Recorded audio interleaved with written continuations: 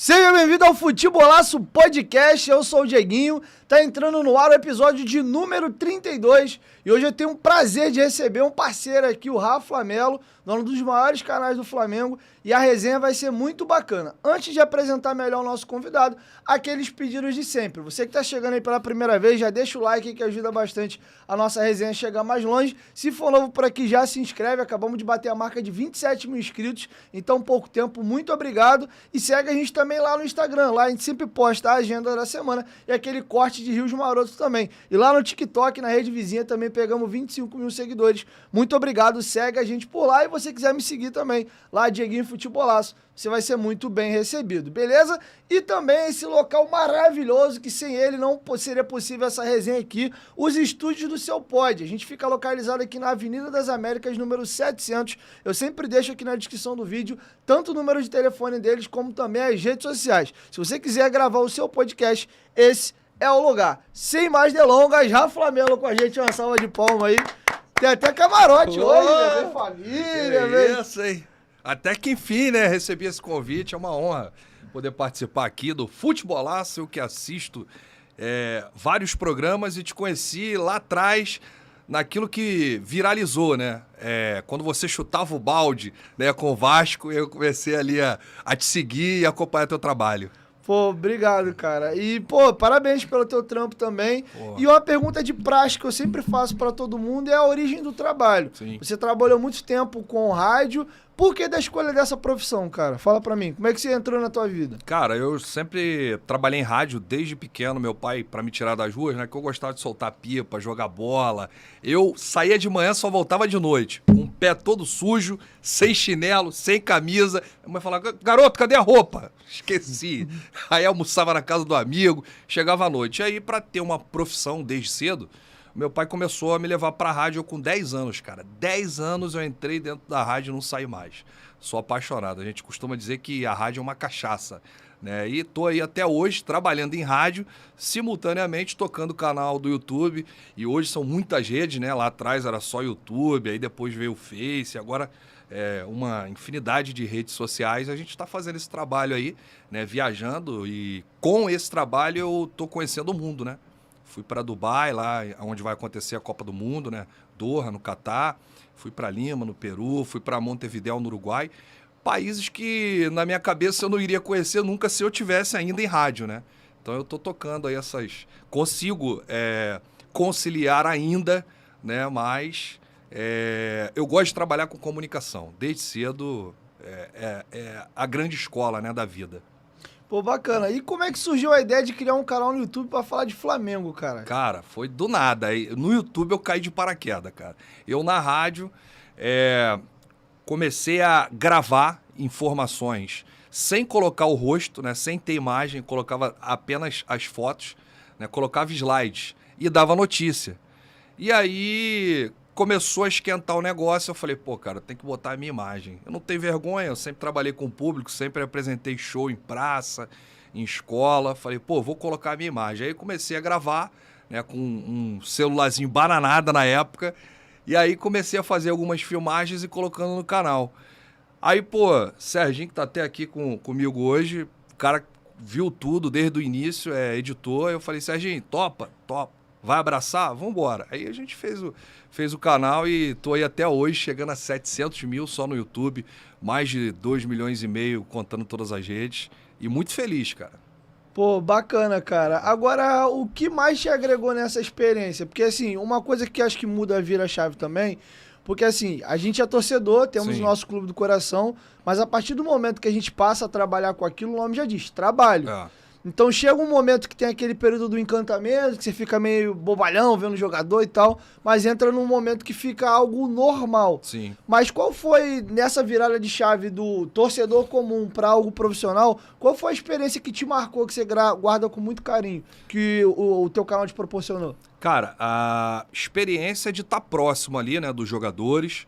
Você que trabalha com isso sabe muito bem, da gente entrevistar o atleta, o treinador, viajar fazer a chegada do time, a galera nas ruas te reconhecer, né? É o reconhecimento do trabalho, tirar foto, é sinal que a galera compra a ideia, a galera gosta. E eu não vou dizer um momento, eu vou dizer o ano inteiro de 2019, eu acho que me marcou muito. Porque o Jesus chegou, né, no time do Flamengo, e aí o Flamengo começou a contratar e montar uma seleção, e o Flamengo realizou o melhor futebol daquele ano, daquela temporada. E aí calhou de dar um boom, né, porque a gente depende também do bom momento do time. Se o time estiver lá embaixo, lutando, aí o interesse perde um pouco. E aí eu acho que 2019 foi assim, o auge, né, não só do Flamengo, mas meu também, né, pessoal e profissional. Bom, bem bacana. Rafa, o que eu queria te perguntar também é o seguinte, cara, por que você torce pro Flamengo? De onde veio essa paixão? Foi passada de pai pra filho, veio de avô? Como é que teu rolê com o Flamengo? Cara, é uma história engraçada, né, porque quando eu tava na barriga da minha mãe, isso ela me contou depois, obviamente, eu dava um chute sempre nos jogos do Flamengo. Aí, minha mãe, esse garoto vai ser Flamengo. Já é Flamengo na minha barriga. E quando eu nasci, que eu vim começar a entender de futebol, o meu pai falava muito, né? Que meu pai era muito rubro-negro. E ele me contava as histórias da geração de ouro, da década de 80, Zico e companhia. E ele falava assim, meu filho, tudo que eu te contar é pouco. Eu vou levar uma vida inteira para te contar a geração de ouro do Flamengo e não vou conseguir. E aí ele falava do Leandro, né, que só jogou no Flamengo, falava do Zico, do Adílio, do Andrade, do Nunes, enfim, de todo aquele timaço, né, que o Flamengo teve. E cada vez que ele falava, eu tinha interesse de saber mais, né, porque eu não vivia a época. Eu nasci em 85, eu nasci depois daquilo, né. E aí, cara, eu ficava arrepiado e desde cedo eu já vestia já a camisa do Flamengo, ia pro Maracanã com meu pai, na época da geral ainda, né, cara? E era muito engraçado o Maracanã naquela época, porque cabiam mais de 100 mil pessoas, e a galera tacava saco de mijo. Cara, era o Maracanã raiz, né? Que com as obras aí, isso foi se perdendo, foi perdendo a essência, né, do torcedor, mas começou aí desde cedo, na barriga da minha mãe, posso dizer assim, né? E quem é teu grande ídolo no Flamengo? Zico. Zico, mesmo sem ter visto jogar? Mesmo sem ter visto jogar, mas eu, com a tecnologia, você hoje consegue vídeos do Pelé, do Maradona, né, do Cruyff, dos grandes craques do passado e também do Zico. Você coloca lá no YouTube gols do Zico. Aliás, até hoje tem até uma curiosidade, né? Foi o primeiro gol do Flamengo no Campeonato Brasileiro. O Flamengo é o único clube a atingir 1.500 jogos, né? Nenhum clube tem esse número de jogos. Desde 1971, o primeiro gol do Flamengo aconteceu contra o Bahia e quem marcou? Arthur Antunes Coimbra, o Zico. E ele marcou também o primeiro gol dele no profissional. Ou seja, ali começava a história do Flamengo no Campeonato Brasileiro e a história do Zico nos profissionais. O primeiro gol dele, o primeiro gol do Flamengo no Campeonato Brasileiro de 71, no dia 11 de agosto contra o Bahia. Isso aí é fã mesmo, hein? Cara, legal você falar do Zico, porque assim, o Zico ele é um cara que ele extrapola o Flamengo. E o Zico, não te cortando, mas já te cortando, você pega torcedor do Vasco, do Botafogo, do Fluminense, todos têm admiração pelo Zico. Porque o Zico sempre foi um cara muito humilde, sempre respeitou as torcidas adversárias. Ele estava ali, obviamente, fazendo o seu trabalho, honrando as cores do Flamengo, ele tinha que fazer gol. Mas eu acho que o Zico é unânime, cara. É impressionante. E isso aí é um ídolo, né? O ídolo, ele se faz assim, né?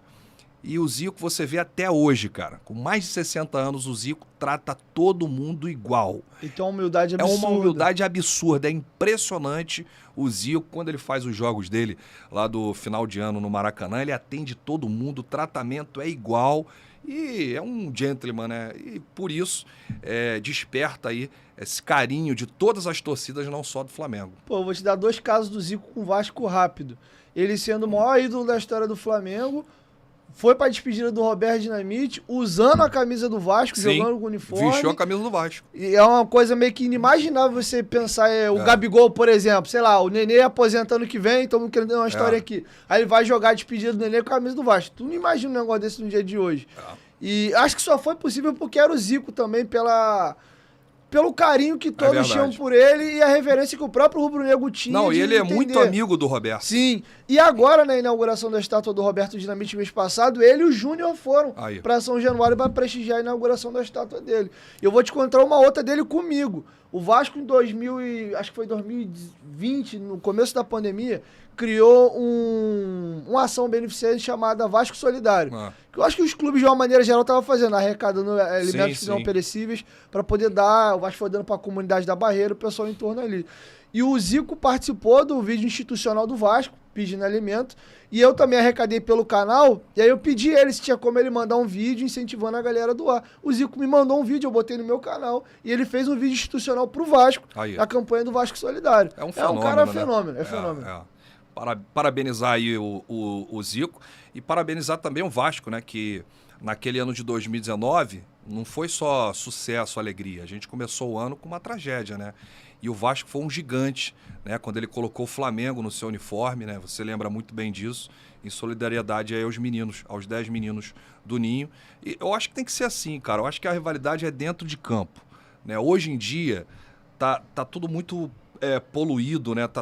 A disputa hoje tá uma disputa generalizada que as pessoas, elas brigam na internet sem mesmo se conhecer, marcam. Realmente tomou proporções aí que às vezes não dá nem para evitar, né? Mas a gente torce aí para que a gente tenha um futebol de paz, porque antigamente era um futebol gostoso, você ainda levava a sua família nos estádios, né? Podia torcer tranquilo, torcer em paz. A gente pede, né, para que isso volte, né?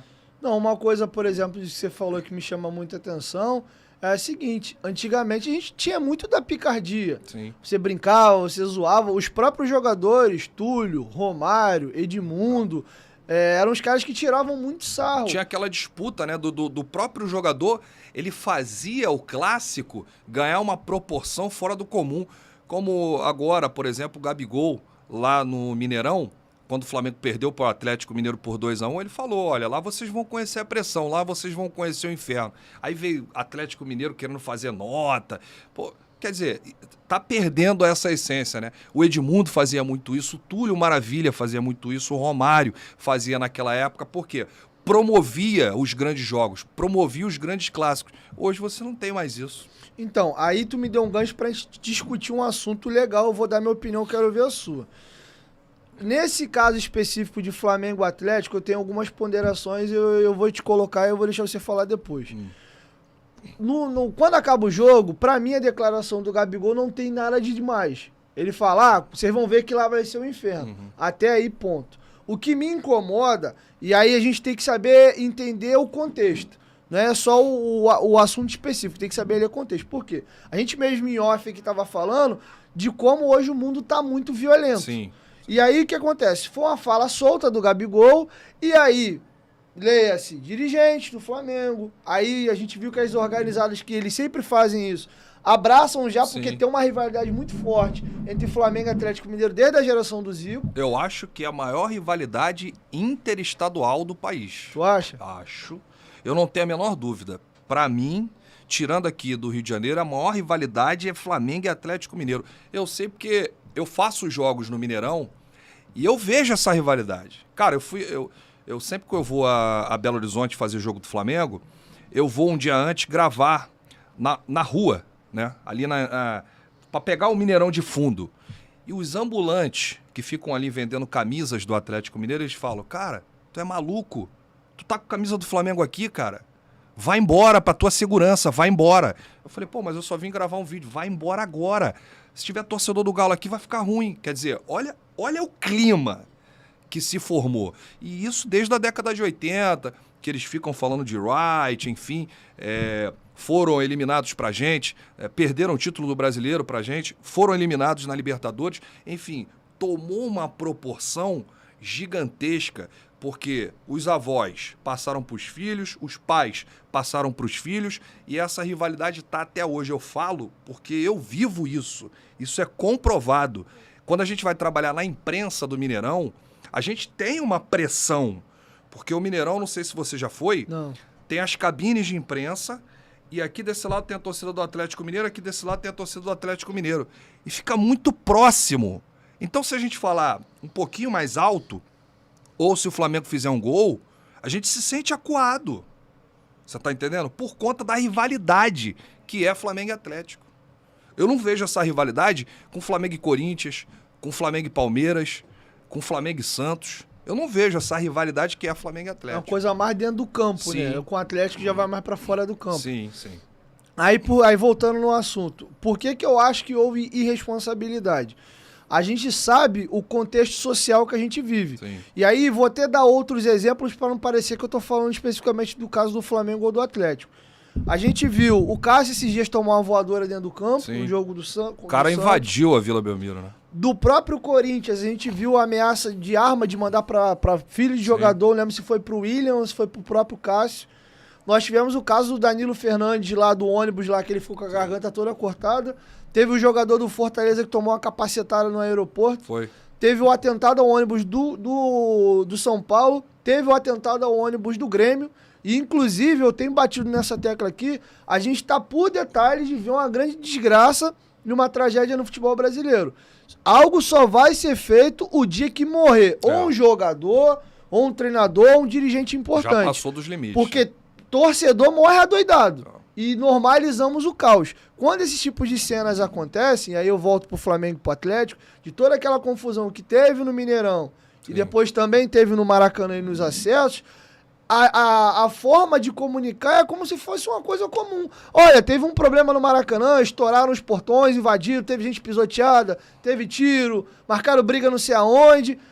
Como se estivesse dando uma notícia de que, sei lá, amanhã tem jogo contra o fulano de tal. Normalizou-se o escárnio. Você vê jogadores chegando à situação de quase morrer. O caso do goleiro do Bahia foi bizarro. E aí, por que eu acho preocupante? De novo, acho que a fala do Gabigol foi uma fala solta. Não vi problema. O problema foram os cabeças que decidiram pegar a fala dele, alimentar o ódio, e a gente viu tudo que aconteceu. O perfil oficial do Maracanã chegar pra mim e colocar bem-vindo ao inferno, eu acho nos dias de hoje uma loucura. E o clima que foi criado, e muito em função do que aconteceu primeiro lá, diga-se de passagem, mas foi criado um clima caótico pro jogo, e a gente viu as cenas lamentáveis que aconteceram. E eu queria ouvir a tua opinião nesse sentido. Eu acho o seguinte, que a fala do Gabigol, ela pode ser encarada como dois fatores. Essa que você acabou de dizer, de passar para a torcida extrapolar um pouco o limite, e uma outra que foi a questão da fala do Gabigol em si, é que realmente os jogadores do Atlético Mineiro iriam conhecer um verdadeiro inferno da pressão da torcida rubro-negra no Maracanã, porque eu vou te falar um negócio. Os caras fizeram uma festa lá no Mineirão. 2-1 foi pressão do início ao fim. Só quem estava lá pode comprovar o que eu estou dizendo. Teve mosaico, teve o Galo subindo em 3D, a torcida do Atlético cantando sem parar. E os jogadores do Flamengo sentiram isso. Nós perdemos por 2-1, aquele gol do Lázaro foi Salvador, que deixou o jogo aberto aqui para o Maracanã. E aí, em relação à fala do Gabigol, o Superior Tribunal de Justiça Desportiva entendeu como normal, até porque o Atlético Mineiro entrou no STJD. Isso eu achei absurdo. Buscando punição, teve até nota. Eu vi. Que o Atlético é o clube da nota. Eles fizeram uma nota para punir o Gabigol e tirar o Gabigol da partida. Olha que loucura, por causa dessa frase. E quando chega no STJD, que é a instância máxima do futebol, o STJD não vê absurdo na fala do Gabriel Barbosa, do Gabigol, que já foi julgado por outras questões. Enfim. E aí, tudo normal. O Marcos Braz, no jogo contra o Corinthians, ele repete a frase do Gabigol com a explicação, essa que eu acabei de falar. A frase é: lá eles vão conhecer o inferno, lá eles vão conhecer a pressão da torcida do Flamengo. Eles fizeram uma grande festa no Maracanã. Para mim, foi a maior festa que a torcida do Flamengo fez desde a reforma, né, do novo Maracanã. Aí pode ter torcedor que vai discordar, mas para mim foi a maior festa, fumaça, fogos. Tinha muito tempo que não tinha fogos no Maracanã. Agora, o que aconteceu do lado de fora, a torcida do Flamengo ficou chateada com o tratamento que recebeu no Mineirão. Uma coisa não tem nada a ver com a outra, isso não é justificativa. Agora, a polícia trabalhou muito bem, só que não conseguiu conter a invasão, teve invasão no Maracanã, em 2 entradas, né, da torcida do Flamengo. A torcida do Atlético Mineiro queria brigar com a polícia, e aí você sabe, né? Como é que funciona o sistema? Nós tivemos 940 policiais, 300 seguranças do Maracanã, fora a cavalaria, que é o pessoal do BEP. Como é que a torcida do Atlético Mineiro vai partir para cima da polícia? E eu tava entrando de carro na hora no Maracanã. Spray, gás de pimenta, lacrimogêneo, foi um negócio de louco. E aí a polícia, parabenizar inclusive a polícia, né, que evitou uma tragédia maior, né, porque a gente pode dizer que não teve uma tragédia assim, né, incalculável. Sim, foi Tiveram feio, brigas, né? fatos isolados, teve essas 2 invasões no Maracanã, e o STJD entendeu como uma fala normal, entendeu? Minha opinião é essa, cara. A fala do Gabigol, primeiro, assim que acaba o jogo, eu também acho que não No tem... calor da emoção. Não acho que tem nada demais. O ponto, pra mim, foi a institucionalização da fala do Gabigol e foi se criada aquela atmosfera. Sim, criou-se De um novo, clima de decisão. De guerra, criou-se um clima de guerra. Aí É. você viu as passarelas, Sim. já com Bem-vindo ao Inferno, tantos metros pro inferno. Sim. Aí a gente viu a briga na 040 que deu. Então, assim, o meu problema não é a fala do Gabigol. Acho que a fala do Gabigol não tem nada Eu acho demais. uma fala normal. Usaram a fala dele, institucionalizaram e aí criaram-se um clima pro que acabou acontecendo. E aí Sendo que aconteceu lá também. Eu não tô batendo especificamente Exatamente. E aí eu volto lá atrás. O Atlético Mineiro também tem culpa nisso. Quando o Atlético faz nota, quando o Atlético tenta punir o Gabigol, quando a polícia militar de Minas Gerais não dá a segurança e o respaldo para a torcida visitante. Eu falo aqui da torcida do Flamengo, mas se você se recorda, o Fluminense foi jogar lá contra o Cruzeiro e fizeram covardia com a torcida do Fluminense. Eu não vi. Fizeram covardia com a torcida do Fluminense, ou seja, a polícia militar de Minas Gerais precisa ter mais responsabilidade.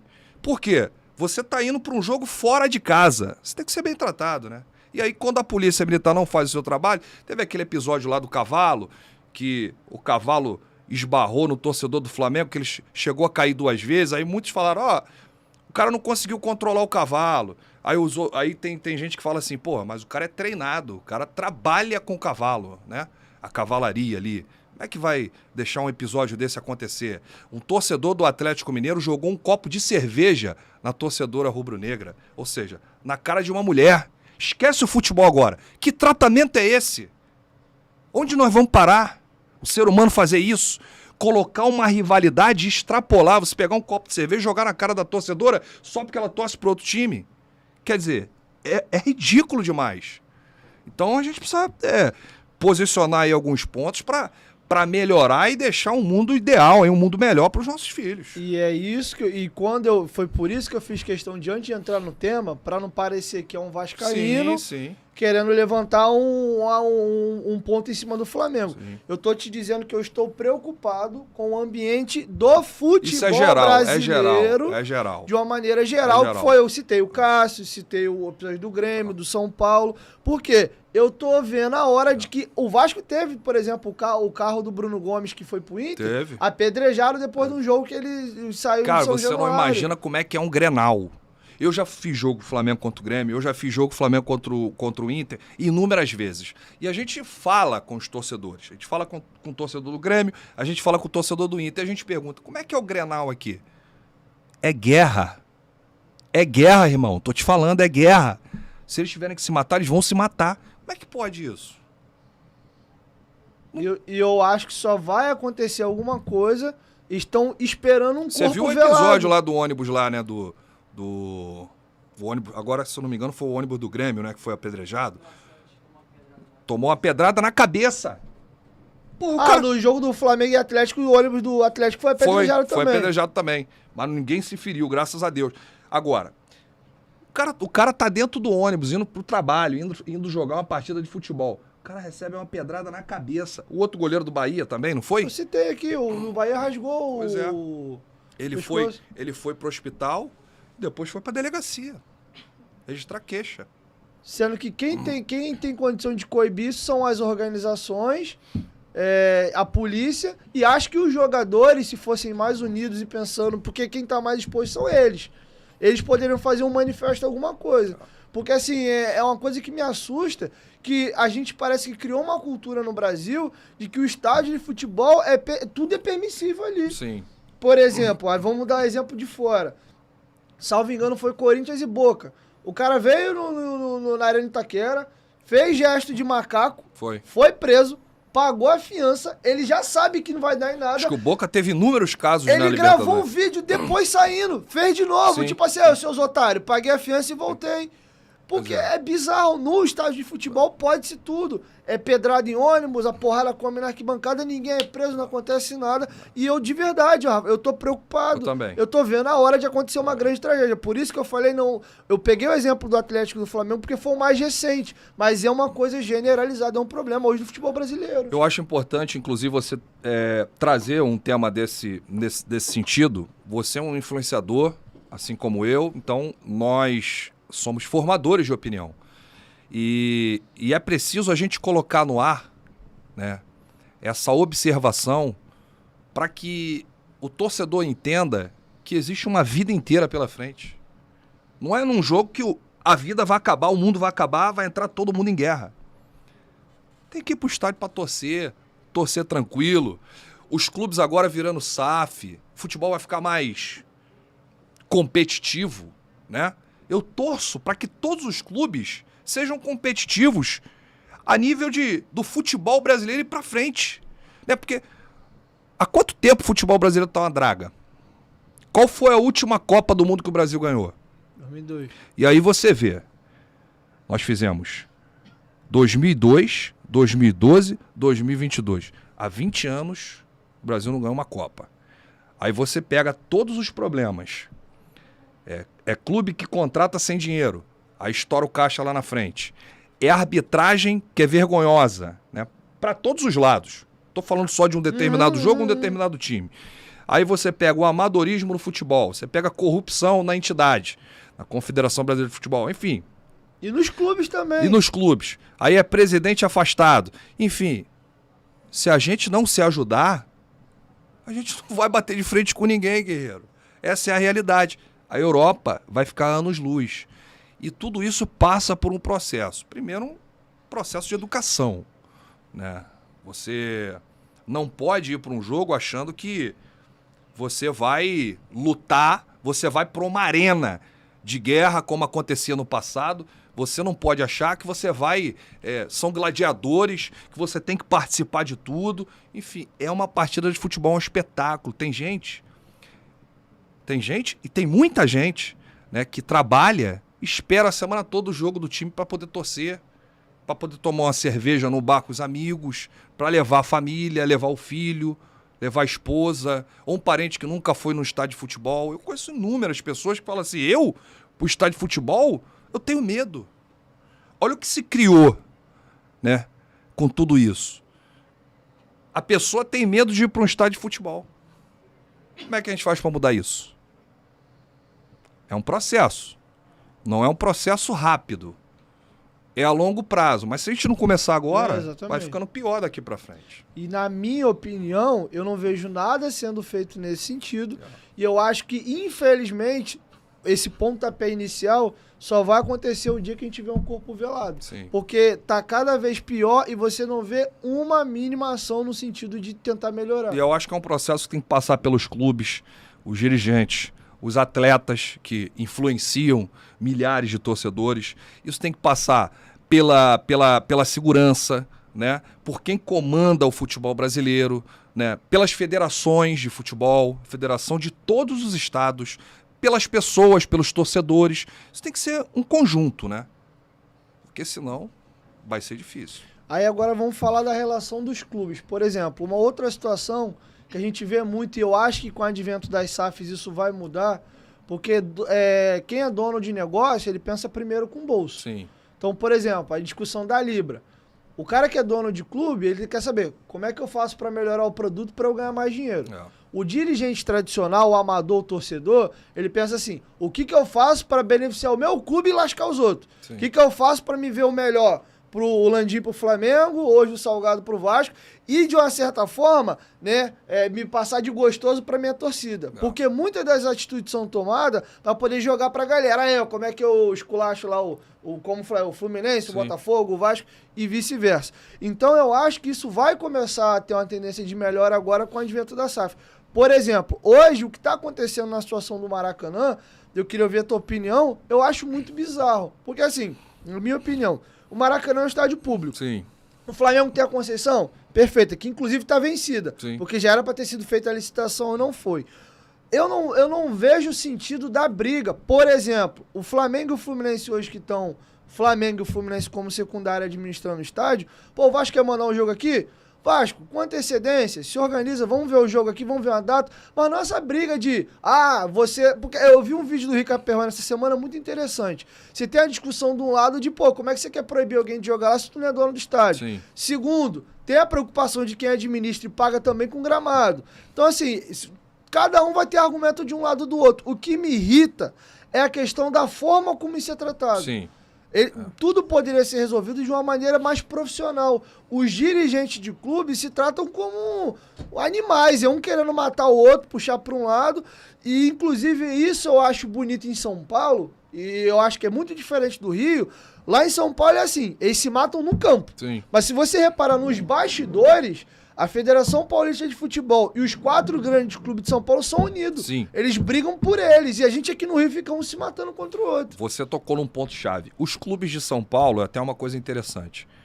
Quando joga Palmeiras e Corinthians, eles se matam. Se matam dentro de campo, é a rivalidade.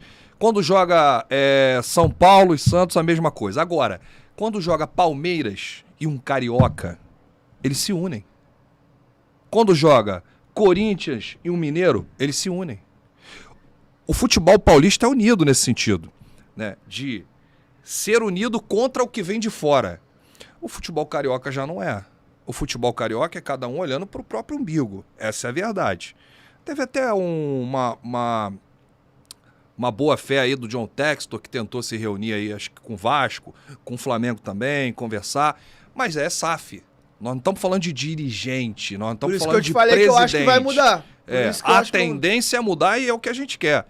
Porque se você pegar o futebol carioca e se o futebol carioca se abraçar, se unir, fortalece o futebol carioca.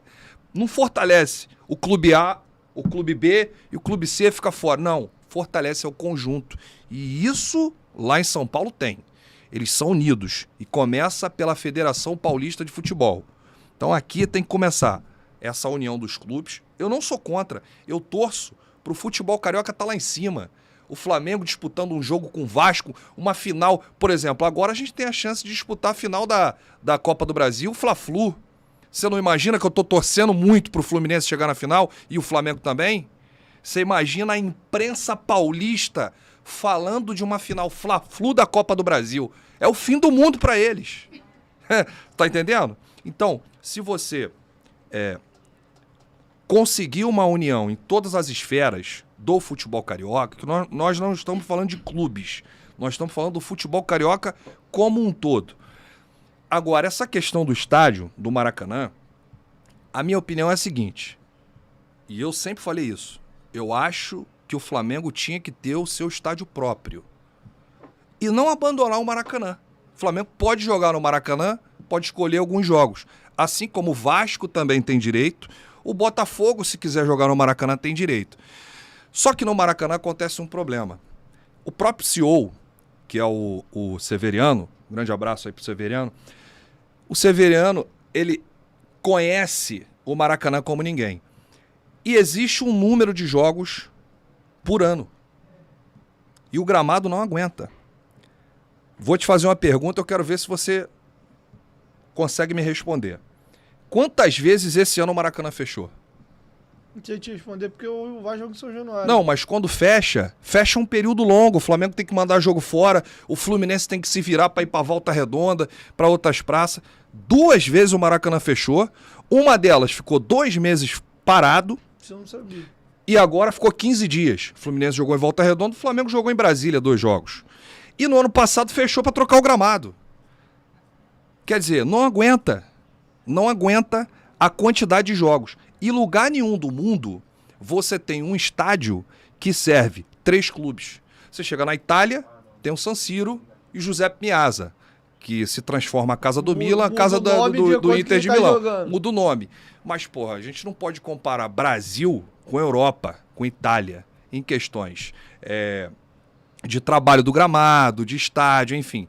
Então, essa questão aí da operacionalização, e você falou muito bem que Flamengo e Fluminense, eles contam com um custo, né, para ter o Maracanã por esses jogos. Não é de graça. E lembrando saiu... que o Vasco também, quando joga, não joga de graça porque ele paga o aluguel. Sim, e saiu agora o novo edital. O novo edital do Maracanã, ele abre para todos os clubes do Rio. O Vasco, se quiser jogar, vai jogar. O Botafogo, se quiser jogar, vai jogar. E até em função disso, o Landim mostrou uma certa irritação, começou a trabalhar essa ideia de estádio próprio, que não é fácil. Porque tem a área lá no Parque Olímpico, tem a área em Deodoro e agora surgiu a área do gasômetro. Não é fácil levantar um estádio. Aquela área é uma área privada, é uma área da Caixa Econômica. Isso vai gerar um custo. Para você fazer uma obra, você tem que ter investidor. E, paralelamente a isso, o Landim quer continuar com o Maracanã. Só que não quer continuar do jeito que está. Você está entendendo? Por quê? O Flamengo já tem uma quantidade de jogos no estádio. O Fluminense tem outra quantidade de jogos. Como é que você vai encaixar um outro time? Aí o Vasco fala assim, não, mas tem data. Beleza. Igual quando vocês jogaram contra o Sport, vocês conseguiram na justiça. Porque o Flamengo, em conjunto com o Fluminense, também o Maracanã, esbarraram. Não sei se por questão de data... Ou até mesmo a questão do gramado. O mais bizarro da história, não vou nem entrar no assunto do Maracanã, especificamente do uso. O mais ridículo dessa briga aí foi que o consórcio vetou uma bandeira institucional do Vasco que dizia respeito, igualdade e inclusão. Isso aí pra mim foi a coisa mais assustadora. Mas isso é o quê? No jogo do Vasco? Sim, no jogo do Cruzeiro e o Sport também. O Vasco e ele... Porque isso é uma bandeira que o Vasco briga desde sempre. Foi o Vasco que lutou contra o racismo, brigou pelos negros, etc. Então a gente tem uma faixa nossa. Mas eu não soube. Isso aconteceu. O Vasco foi proibido da torcida colocar no Maracanã a faixa escrito respeito, igualdade e inclusão. E pra mim a demagogia da história é que na semana seguinte foi comemorada a semana do orgulho LGBT. Sim. E aí tá lá o Flamengo, o Fluminense fazendo campanha. Mas foram os mesmos que institucionalmente vetaram essa faixa do Vasco. Mas será que foi o Flamengo, o Fluminense ou foi o Maracanã? Ou os 3? Acho que foi os 3 porque eles respondem Eu sinceramente não fiquei sabendo. Mas isso aconteceu. Isso aconteceu. Isso foi ridículo. Uma bobagem, né, cara? Aí o bizarro, o que mais chama a atenção, uma faixa aqui, porque assim, quem é contra respeito, quem é contra igualdade, quem é contra inclusão. Sim. Mas uma faixa escrita inferno, aí pode. Mas aí quando tem uma mensagem de paz, não pode? Mas esse lance do inferno aí, tem um São Paulo que faz inferno há muito tempo, o Inter... O ponto não é esse, o ponto é a demagogia. Sim, tá entendendo o ponto que eu quis pegar? Sim. Respeito, igualdade e inclusão não pode, mas inferno pode. E aí na semana seguinte tu faz campanha LGBT, mas vetando uma faixa de respeito, igualdade e inclusão. É a tal da picuinha.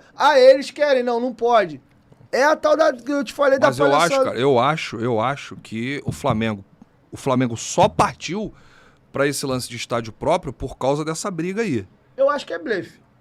Eu não sei, não. Sabe por quê? Rapaz, a quantidade de gente que o Landim já se encontrou e já marcou reunião, e já fez reunião, e já levantou isso, e já levantou aquilo, e você sabe, você tem muita fonte dentro do Vasco. Eu tenho alguma fonte dentro do Flamengo. Pessoas que estavam... pessoas incrédulas, que estavam com o mesmo pensamento seu, que o Landim estava jogando pra galera, elas foram convertidas, elas foram persuadidas. Eu não acho pra galera. Pelo Landim. Eu acho que a pressão é no governo. Não, mas, por exemplo, pode ser um jogar pra galera, porque nós estamos no período eleitoral, né? Muita gente quer aparecer, é prefeita, não sei o quê. Então, aí, quando o Landim marca uma reunião com o general, quando ele marca uma reunião com a presidente da Caixa, quando ele leva CEO, Reinaldo Belotti, quando ele leva o vice-geral jurídico, Rodrigo Dunche, quando começa a fazer o levantamento do terreno, quanto custa, eu acho que alguma coisa tem aí. Se vai sair ou não, são outros 500. Mas o Landim ainda tem um tempo nesse segundo mandato que ele pode construir um estádio. Por exemplo, você tem clube da terceira divisão com estádio, não tem? Uhum. Tem clube da segunda divisão com estádio. Botafogo é o estádio da prefeitura. O Vasco tem São Januário. O Botafogo ele é mesmo situação do Maracanã, o estádio não é dele. 35 anos. Ganhou, não é dele, ganhou a concessão aí por 35 anos. Inclusive o Paes teve um encontro aí com o John Textor, né? E ele não gosta do engenho, não. E deixaram o Botafogo fazer obra lá, acho que tirar, fazer alguns ajustes lá, né, no Newton Santos. Aí você tem Flamengo e Fluminense sem estádio. Dois clubes dessa grandeza, né? Fluminense gigante, Flamengo gigante, sem um estádio. Por quê? Então eu acho que agora é o momento. Agora eu vou te dizer uma coisa, se também não construir agora, não constrói nunca mais na vida. Quando eu falei do blefe, pode até ser que de repente deixaram o blefe e foram pro finalmente. Mas eu acho que o blefe, assim, minha visão. O Vasco tem São Januário e deve passar por uma reforma. E aí o Vasco vai precisar muito do Maracanã nesse período. Agora com a chegada da 777 ano entrando.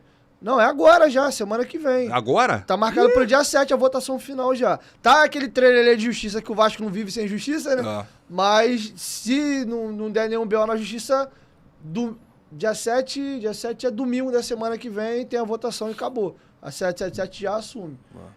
Passamos o penúltimo passo, quarta-feira, agora às 7 da noite, na reunião do Conselho Deliberativo e aprovou. Vai passar, né? Mas qual é o ponto? O Vasco tá pensando em remodelar São Januário para 40, 42 mil espectadores, tendo o Maracanã no Rio para um jogo de 60 a 70 mil quando precisar. Mas São Januário hoje já tá pequeno para a torcida do Vasco. Abre venda de ingresso, com 4 horas acaba tudo. Sim. O Maracanã, o jogo do Cruzeiro, em 5 horas, 63 mil esgotou, acabou. Você tá comprando muito.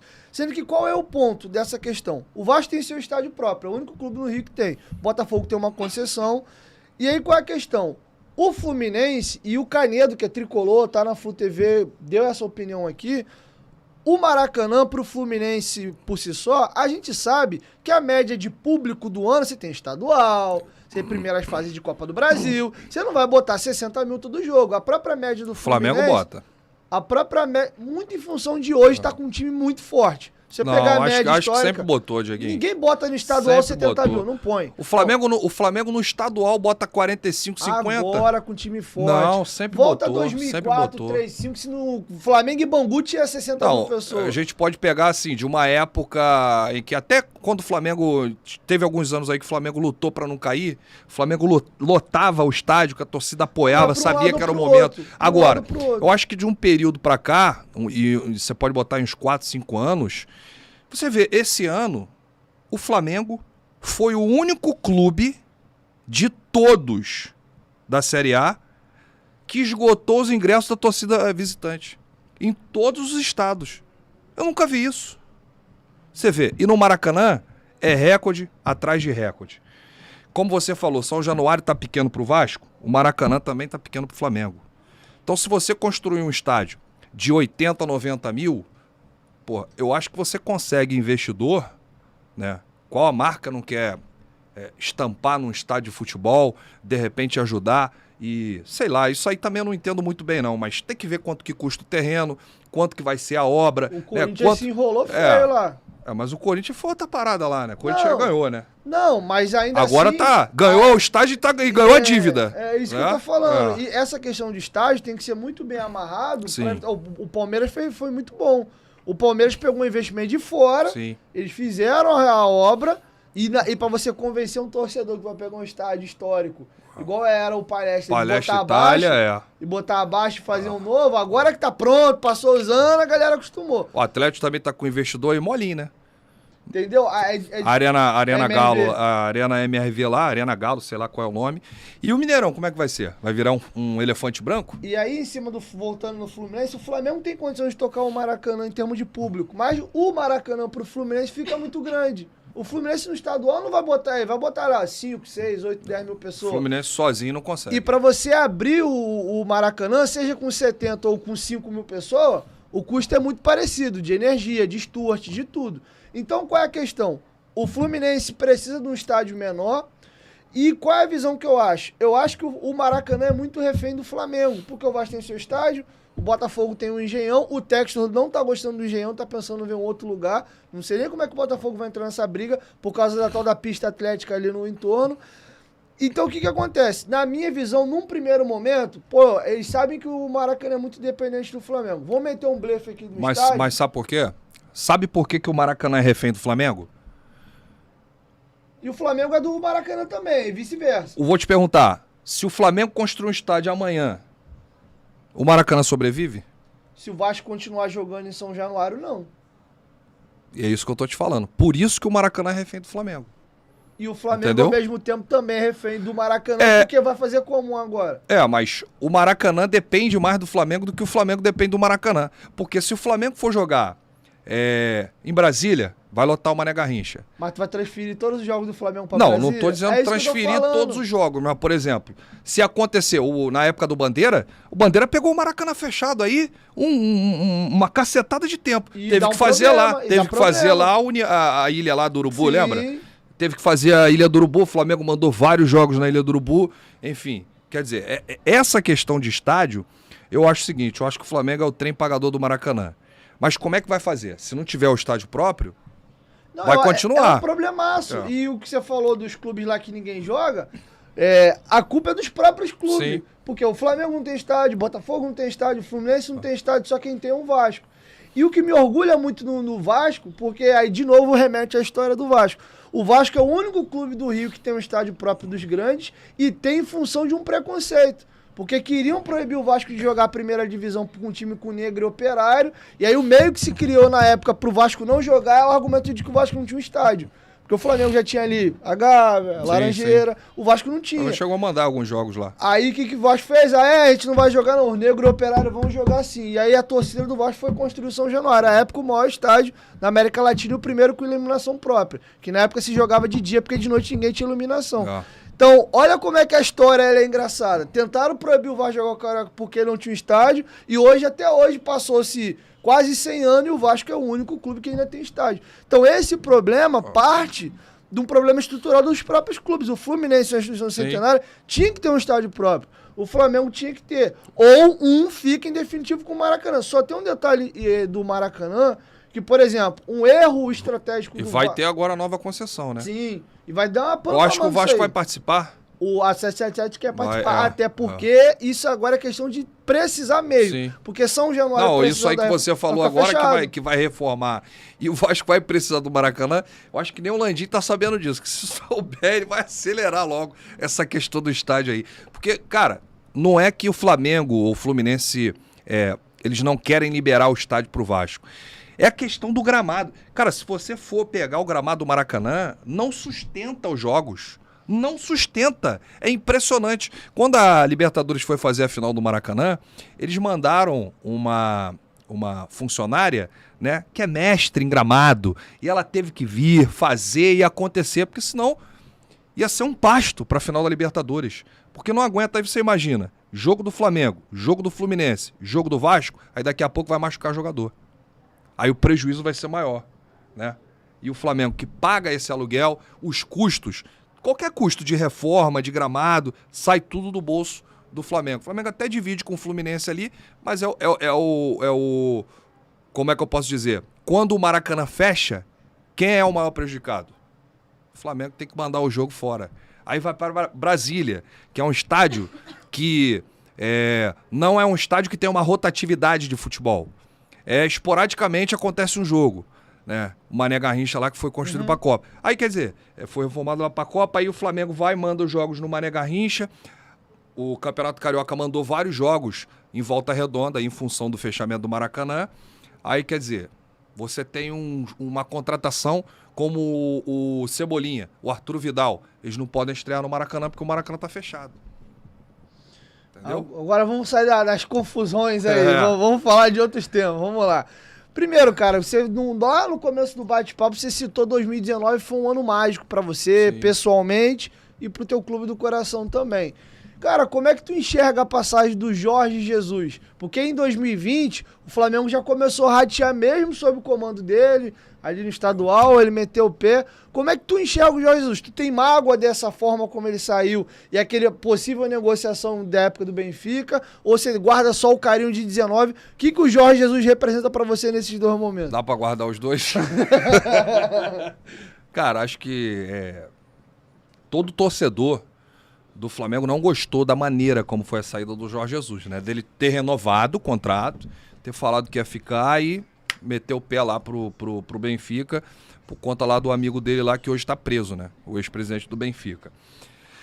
Mas assim, o Jorge Jesus é um ídolo, ninguém vai apagar isso, vai estar sempre aí na memória dos torcedores. Pô, conquistou vários títulos, se botar aí é um dos maiores treinadores do Flamengo, ao lado do Carpegiani e de muitos outros.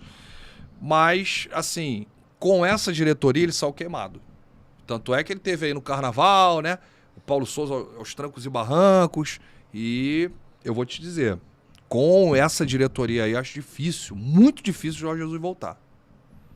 Entendeu? Como é que tu encarou aquela possível... O Flamengo chegou a fazer contato quando ele tava pra sair do Benfica. Ah, vou ver, daqui a pouco o Flamengo desistiu e logo na sequência ele pede demissão. As loucuras do futebol. Você já deve ter visto muita coisa, né? Também no Vasco, assim, essa loucura. Mas, cara, quando o Braz viajou, que foi em dezembro, né? Que foi ali, teve a eleição, e até a eleição, a reeleição do Landim, o Flamengo não fez nada. Não contratou ninguém, não viu o treinador. E aí, quando teve a eleição, o Landim ganhou lá e tal. Aí o Braz e o Spindle foram para Portugal. E ele foi muito perguntado. E o Jorge vai para Portugal para trazer o Jesus de volta? Né? Aí ele até falou na época, olha, o Jesus é sempre uma opção. Mas ele não disse que ia contratar. Aí foi lá, teve essa reunião com o Paulo Souza. Eles foram na casa do Jorge Jesus, deu aquele problema todo lá no Benfica. E eu senti que ficou um jogo de empurra, né? O Flamengo não ia pagar a multa do Jesus no Benfica e o Benfica não ia mandar o Jesus embora porque o Flamengo estava lá. Então foi mais uma questão assim de guerrinha, né? Não vou mandar embora, se quiser pagar a multa. E o Flamengo, como tinha pressa, fechou com o Paulo Souza. O interessante nessa questão aí é que eu tenho alguns amigos em Portugal e quando o Flamengo fechou com o Paulo Souza, eu fui perguntar, né? Qual o histórico? Porque se conhece muito o Paulo Souza como jogador. O treinador treinou o Fiorentina, o Bordeaux, não teve muito sucesso, estava na repescagem com a seleção polonesa. Os caras falam, cara, foi unânime, minha opinião. O Flamengo tá levando o pior treinador português. Se segura. O cara chegou aqui com uma vontade, aquele lance de, olha, eu tô pagando a multa da seleção polonesa no meu bolso. Aí, comoção. Os caras estão pagando para jogar no Flamengo. Só que eu sabia como é que era, né? Que era uma granada sem pino. E aí ele começou com muito trabalho, falando, com toda a experiência, a inteligência do futebol. E na prática era totalmente o contrário, né? E eu ouvi muito jogador do Flamengo falar. A gente não entende nada do que ele fala, cara. A gente não consegue colocar em prática. E era um desastre anunciado, né? Não deu certo. Pegou o Campeonato Carioca. Todas as rodadas era um time diferente. Todo mundo batendo cabeça. Ele já chegou falando assim, Everton Ribeiro, tu joga onde? Na direita? Comigo tu vai jogar na esquerda. Felipe Luiz, tu é o quê? Lateral a vida toda? Tu agora vai ser zagueiro. Invertia, botava o Marinho na esquerda, o Lázaro na direita. Ele fez um salseiro e chegou até longe, né? 6 meses. Só que eu falava e eu alertava. Nós vamos perder o ano. Se não mudar, nós vamos perder o ano. Nós vamos perder o ano. E agora chegou aí o Salvador, Dorival, pela 3ª vez, para salvar o ano do Flamengo. Em 2018 ele salvou, né? Ainda deu uma vaga na Libertadores, que em 2019 o resto é história. Mas aos trancos e barrancos, entre erros e acertos, essa aí foi a última temporada do Flamengo, né? 2019, 2020. Sai o Mister, aí vem o Domi, sai o Domi, vem o Ceni, sai o Ceni, vem o Renato, sai o Renato, vem o Paulo Souza e, meu irmão, ninguém deu jeito. Agora, o Ceni conseguiu conquistar um título brasileiro, né? Acho que a pior temporada acho que foi com o Renato Gaúcho, chegou aqui, não levou nada, não arrumou nada, não ganhou nada. Renato Gaúcho. 2021. 2021. O pior treinador que tu viu desse período do Flamengo de bons times de 19 pra cá foi o Paulo Souza? Cara... Porque o Domi era porra, né? A galera batia muito nele também. Mas o Não era treinador. Mas o Domi acho que não dá nem pra gente colocar aí nessa... Mas eu sou capaz de dizer pra você que o Paulo Souza ele consegue ser pior do que o Ceni e do que o Renato. Pô, mas o Ceni é bom treinador, cara. Ele tá muito bem no São Paulo, foi bem no Fortaleza. Alguma coisa no Flamengo não casou. Não E ainda conseguiu. assim ele ganhou o Brasileiro. Não conseguiu dar certo no Flamengo, era uma pressão absurda. É um cara que veio queimado do Cruzeiro, fez um bom trabalho no Fortaleza, né, nesse meio tempo, antes de acertar com o Flamengo. Foi campeão brasileiro, é um título máximo aqui do nosso país, né? E, consequentemente, depois desse período não deu certo. Agora, acho que o Renato também foi de uma decadência tremenda. Nós tomamos 3-0 pro Atlético Paranaense no Maracanã, na eliminação da Copa do Brasil, né? Teve aquele jogo lá do Grêmio lá, que tem muita gente que fala até hoje que o Renato entregou pro Grêmio. Na semana, não acredito nisso, porra, não. falaram muito na época. Trouxeram lá leitura labial, os comentaristas e tal. Enfim, os profetas do caos, né? Isso aí como é que é? Teoria da conspiração. Teoria da conspiração, tem muito isso. E na semana da final da Libertadores ele não treinou. Teve aquele lance polêmico, né? Que não treinou e tal. E eu acho que se a gente tivesse um treinador de verdade, acho que a gente conseguia conquistar alguma coisa naquele ano, ou a Copa do Brasil, porque, pô, a gente foi eliminado pro Atlético Paranaense. Dava pra passar do Atlético. E a gente perdeu pro Palmeiras na final da Libertadores. Aonde tu acha que o Flamengo começou a desandar? Porque, assim, na minha cabeça, 2019 foi um ano mágico, Sim. assim como pro Vasco é 9-7. Eu acho que 19 2000. foi o ponto fora da curva. Esse que é o ponto. É.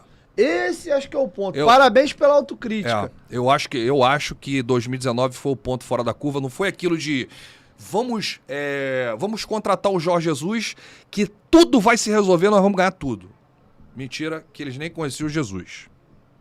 Que primeiro foi ventilado no Vasco, no Atlético e pingou no Flamengo. Ele foi ver um jogo do Atlético no Mineirão, né? E depois daquilo tudo teve o lobby e tal, porque o Abel tava uma draga no time, não tava aguentando também, era um processo de fritura. Porra, também com várias frases, né? O Beira-Rio é o estádio mais lindo, perder pro Inter é normal, não sei o que lá. Enfim, eu acho que ele foi... nesse processo de fritura, ele foi muito culpado, né? E ele não fazia o Flamengo jogar. Chegou a dizer que não pediu o Arrascaeta, não pediu o Gabigol. O único jogador que ele pediu foi o Bruno Henrique. Um negócio de maluco, o Abel. E o Abel não seria o treinador do Landim no primeiro mandato, né? Então o mandato do Landim começa, eles vão no Renato Gaúcho, o Renato, quando o Dorival sai em 2018, o Renato diz que aceita a proposta do Flamengo, pega a proposta, vai lá pro Grêmio e fala assim, vamos pagar tanto. Aí ele consegue fazer esse leilão e ganhar mais no Grêmio, renova o contrato com o Grêmio e sobra o Abel. Aí o Flamengo contrata o Abel e ali, próximo do meio do ano, dá tudo errado. Processo de fritura, sai o Abel, entra o Jorge Jesus. Quando o Jesus entra, é de um profissionalismo que ninguém nunca tinha visto. Primeiro com a robusta comissão técnica. É auxiliar, é preparador, é analista, tudo que você possa imaginar. E aí os caras que já vêm de longos anos trabalhando com o Jorge Jesus, chegam aqui e começam a mudar tudo. Não, esse gramado tá errado. Não é esse tamanho de grama aí não, é esse aqui. Essa iluminação tá errada. Vamos botar a iluminação, tem que ter treino à noite. Jogador não pode chegar atrasado não, hein? Vou botar uma máquina de ponto aqui. Quem chegar atrasado vai ser descontado. Então ele começou a revolucionar. Olha, não quero ninguém assistindo o treino do Flamengo. Só eu e a minha comissão. Ninguém do clube. Então ele começou a impor, porque o Landim deu a chave para ele do clube. Falou só, a chave é tua. Ajuda a gente. Muda aí esse panorama. E ele chegou impondo muitas coisas e, consequentemente, ele não queria que ninguém participasse do trabalho dele para não deixar uma sequência. Esse que foi o grande erro. E aí, quando ele sai, a porta está arrombada, não tem auxiliar, não tem analista, não tem uma continuidade do trabalho, e aí ele sai dizendo, eu sou o tal. depois de ter renovado o contrato. Então a gente fica triste da maneira como foi. Faltou a palavra dele, do Jorge Jesus, e o Flamengo não se preparou para a saída, essa é a verdade, em todos os sentidos. Tanto é que começou a dar cabeçada. Quando o Braz sai do Rio de Janeiro para contratar o sucessor do Jorge Jesus, eles vão para contratar o Leonardo Jardim. Que seria um ótimo nome. Seria um ótimo nome. E já naquele processo de pandemia, né? A gente não sabia o que ia acontecer ainda. Foi um dos motivos do Jorge Jesus ter voltado para Portugal. Ele estava com medo ainda, era tudo muito novo, não tinha torcedor nos estádios, enfim.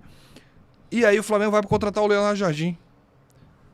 No meio do caminho, o jurídico liga e fala assim, olha, sabe aquele dinheiro que você tinha para contratar o Jardim? Você agora não tem X, você tem Y. Que era menos da metade. Aí o Braz faz uma configuração diferente, muda o caminho do Jardim para no Dome. Auxiliar técnico do Guardiola. Nem técnico ele era. E aí tudo começou a... Mas você vê que é um processo, até para exemplo para os outros clubes, porque o Flamengo de 2019 era exemplo para o futebol brasileiro, mas o Flamengo não conseguiu seguir o próprio exemplo. E aí a gente pode pegar o São Paulo da época do Soberano, e isso é um ciclo no futebol brasileiro que se repete. O próprio Palmeiras está muito bem hoje e a gente vamos ver até onde vai. Agora, cara, parabéns pela tua autocrítica e pela tua análise. É meio raro você ver as pessoas fazerem essa análise, porque normalmente sempre você tenta terceirizar alguma outra situação, ao invés de fazer uma autocrítica que a gente errou aqui. E essa situação do Jesus, acho que assim, isso vale para o Flamengo, que aprendeu, e que sirva de exemplo para os outros. Sim. O clube não pode se dobrar inteiro a profissional algum, porque é importante você ter os seus profissionais de confiança. Ou o Jesus vai chegar, ou seja lá quem for no clube que for, com uma comissão, mas o Flamengo tem que ter, o Vasco, Pô, eu vou dar um exemplo crasso aqui. Sim. O Fluminense tem um cara ótimo dentro de casa que ele não pode abrir mão nunca, que é o Marcão. Qualquer dor de barriga e diarreia que dá no Fluminense, o Fluminense tem o Marcão. Ponto. O Flamengo pegou todos os profissionais dele, limpou. O cara botou tudo e quando ele sai com todo mundo. E agora? Faz o quê? Aí tu tem que começar tudo de novo. O profissional que tá chegando, é importante ele ter os profissionais de confiança dele, mas o Flamengo tem que ter o dele. Cara, isso é pra mim o beabá. Vou até trazer um absurdo aqui.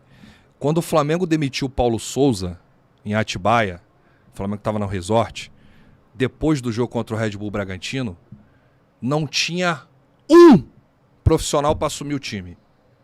Não tinha auxiliar técnico permanente do clube. Não tinha técnico do Sub-20. O Mauricinho tinha saído antes. O Flamengo pegou o Fábio Matias, colocou no Sub-20. O Fábio Matias tinha saído antes para o Red Bull Bragantino, porque o Red Bull Bragantino apresentou um projeto de sequência de carreira para o Fábio Matias que o Flamengo não apresentou. O projeto do Red Bull Bragantino para o Fábio Matias, excelente treinador de base, foi o seguinte: se o Barbieri for demitido, você segue. Você vai ser o auxiliar do Barbieri. Se o Barbieri for demitido, você é o treinador. E ele não tinha essa promessa no Flamengo. Ele pegou, foi embora, aceitou a proposta do Red Bull Bragantino. O Flamengo tinha um técnico do Sub-17, agora não me recordo o nome de verdade. Esse técnico do Sub-17, ele foi colocado no Sub-20 como uma emergência, porque o clube não tinha treinador do Sub-20. Olha a capacidade dos dirigentes. Deixaram o clube abandonado, só tinha a galera do Paulo Souza. E quando você demite o Paulo Souza, você já contrata o Dorival no dia seguinte. O Dorival sai de Fortaleza, assina a rescisão com o Ceará, vai para Porto Alegre e vai para a beira do campo. Olha que loucura, cara. E é um processo que vem desde lá de trás. O clube não se preparou, não teve profissionalismo com a chegada do JJ. Por isso que eu acho que o Jorge Jesus é um ponto fora da curva. Agora, se você me perguntar, se o Jesus tivesse voltado, daria certo? É uma resposta de $1 milhão. Poderia dar certo ou não? Só que o Flamengo iria resolver uma questão. O fantasma do JJ. O paparazzo rubro-negro falou isso aqui. isso só vai acabar o dia que ele voltar. Sim. E o momento ideal, ele até usou essa frase, o momento ideal era com mais da metade do mesmo time, era ele voltar e provar ou não, se ele era capaz ou não. E eu vou dar a minha opinião aqui, tá? Ninguém tem varinha de condão. Sim. Eu acho que você tem soma de fatores e uma atmosfera criada que as coisas convergem para aquilo. Se fosse assim, ele tinha feito o Benfica virar o Real Madrid. Sim, daria certo. Inclusive, ele teve mais de 200 milhões de euros, né, para contratar. Foi um negócio assim, um negócio absurdo. O Benfica gastou rios de dinheiro. Veio aqui, tirou o Gilberto do Fluminense. Cebolinha. Tirou o Cebolinha do Grêmio, né, contratou os caras lá de fora. Quer dizer, uma grana descomunal e o final do filme todo mundo viu, né? E 2019 é tão fora da curva que eu me assustei no dia que o Dan Lessa veio aqui, segunda-feira, porque na minha cabeça, alguns jogadores do elenco de 19 já estavam, e não. Rodrigo Caio chega aí, porque o Flamengo teve duas montagens, uma em janeiro e uma na pausa da Copa América. Foram duas janelas. O Gabigol chega como segunda opção, porque o primeiro era o Pablo, Sim. que deu a draga que deu no teu São Paulo. E... ele era plano B. E quase que o Pablo veio no lugar do Gabigol. Sim, e aí o São Paulo, pra sorte de vocês, deu uma pernada em vocês, aumentou a proposta e preferiu ir pra lá. O Gabigol dos agradeceu o São Paulo. O Gabigol dos maiores ídolos da história do Flamengo. Aí você tem o Bruno Henrique, que ficou um ano, né, com aquele problema das vistas que o Abel bancou, chegou no começo do ano, dupla que jogou junto no Santos. Aí você tem o Rodrigo Caio, que veio do São Paulo também. Chutado do São Paulo. Obrigado, São Paulo. Aí você tem o Diego Alves já tava, né? Diego já tava. Único. Aí na lateral esquerda e direita chegaram no meio do ano, Rafinha e Felipe Luiz. Com o Flamengo trombicando ali com o Abel. E o Pablo Mari também. Pablo Mari, o Gerson chegou no meio do ano também. O único titular do time que já tava era o Everton Ribeiro. Sim. O restante chegou numa leva em janeiro e na outra leva no meio do ano. O Arrascaeta também já estava no início. Chegou na leva de janeiro. O próprio treinador foi mudado no meio do ano. E se você pegar a história dos últimos clubes vencedores, de uma maneira geral, os times são montados a médio e longo prazo. Sim. O Flamengo deu um... Por isso que eu falo que eu achei interessante a tua análise de reconhecer que 2019 é fora da curva, igual o Vasco agora. Vai passar a ter dinheiro. Cara, só um milagre da natureza, por maior caminhão de dinheiro que você tem, você vai conseguir chegar no mesmo ano, vai contratar um caminhão de jogador, o time vai dar liga e tu vai ganhar título. O que o Flamengo viveu em 2019 é uma exceção, aquilo não é normal. Eu acho que todo mundo deveria ler o livro do Pep Guardiola, né, que entende muito de futebol. O Guardiola, quando ele chega no City, né, o primeiro trabalho dele no City, não acontece, dá tudo ruim, dá tudo errado. O segundo ano também. No terceiro ano, os caras chegam pra ele e falam assim, qual é, Guardiola? A gente contratou o Guardiola do Barcelona. O Guardiola que foi muito... brilhante, né, naquele tic-tac, né, que todo o mundo se encantou. Cadê o Guardiola? O Guardiola chegou pro cara lá, o cara da grana do Manchester City falou assim, ó, eu preciso de 5 anos. Os caras se assustaram. 5 anos. Eu preciso do prazo do meu contrato para fazer uma grande equipe e disputar as principais competições. Hoje você vê que o Manchester City tá brigando aí na Champions, não deve nada para clube nenhum. É um clube que contratou bastante, tem os principais jogadores aí da Europa. Tem ganhado a Premier League e isso aí, ele conseguiu convencer os caras um processo de continuidade. É por isso que o Flamengo de 2019 assustou todo mundo. Você não estala o dedo, você monta uma seleção. O processo é longo, não é um processo de médio prazo, de curto prazo. É um processo de longo prazo. É por isso que 2019 assustou muita gente. Foi o ponto fora da curva. Você pegava os torcedores dos outros times nos bares. Caralho, o Flamengo tá jogando. Olha o futebol que o Flamengo tá jogando, cara. E o Jorge Jesus com o Flamengo quebrou todos os recordes no Campeonato Brasileiro. O time que tem a maior pontuação, o time que ganhou mais vezes fora de casa, o time que ganhou mais vezes em casa, o time com a sequência de vitórias invicto, que não sei o que e tal. Irmão, foi recorde atrás de recorde. Absurdo. Foi impressionante. É por isso que eu acho que foi o ponto fora da curva. E uma coisa que Aquilo não foi trabalhado, aquilo não foi assim, ó, vamos montar um planejamento que em 2019 nós vamos ganhar tudo. Nós vamos encantar o futebol sul-americano. Não foi nada pensado. Não foi. E o Flamengo não se preparou para o depois. Porque é difícil você montar um grande time competitivo, mas o mais difícil é você manter. Verdade. O mais difícil é você manter.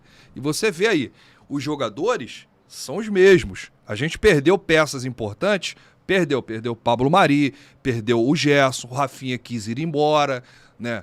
Alguns jogadores que foram peças fundamentais naquela temporada saíram. Só que o Flamengo se reforçou também.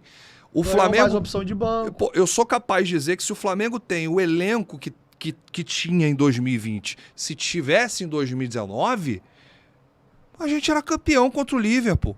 Você acha que se o Flamengo não tivesse um Pedro em 2019 contra o Liverpool, naquela bola do Lincoln, porra, pelo amor de Deus. Você acha que se o Flamengo não tivesse um Michael contra o Liverpool, pelo amor de Deus. Então, esse processo foi desconstruído pela falta de profissionalização, muito em função da saída do Jorge Jesus desse ponto fora da curva. O Cantarelli levantou uma bola interessante aqui, que ele falou assim, você não acha que os resultados não mascaram uma má gestão que vinha passando no futebol do Flamengo, que agora parece que o processo está sendo refeito de novo. E agora a gente fala do Dorival Júnior, que não é um cara com grandes títulos, não é um cara com uma carreira brilhante, mas o Dorival é o feijão com arroz. Você acha que se o Dorival não ganhar uma Libertadores, uma Copa do Brasil, lutar pelo título do Brasil, os caras não vão renovar o contrato do Dorival? Eles vão renovar. O Dorival já foi tapa-buraco muitas vezes, em vários clubes. Só que o Dorival, ele fez a melhor campanha da história do Ceará, na Sul-Americana. Foi o time com o maior número de pontos na fase de grupos. Se eu não me engano, o Ceará tomou um gol em toda a fase de grupos. Foi uma campanha impressionante. E aí ele vem para o Flamengo, com um elenco que ele já conhece, já trabalhou com vários jogadores, né? Abraça o time e chega e fala. Porque eu acho que a preleção do Dorival, no primeiro dia que ele chegou, foi o seguinte: eu não quero o Flamengo de 2019 de volta. Aquilo lá ficou lá. Eu quero o Flamengo de 2022. Eu quero entrar para a história com vocês. E vocês não desaprenderam a jogar bola, não. Nós temos o melhor elenco. Eu acho que ele foi fundo, sabe? Mexeu com o brilho dos caras. E é o que está acontecendo. Se o Flamengo vai ganhar alguma coisa esse ano, a gente não sabe. A gente não tem bola de cristal.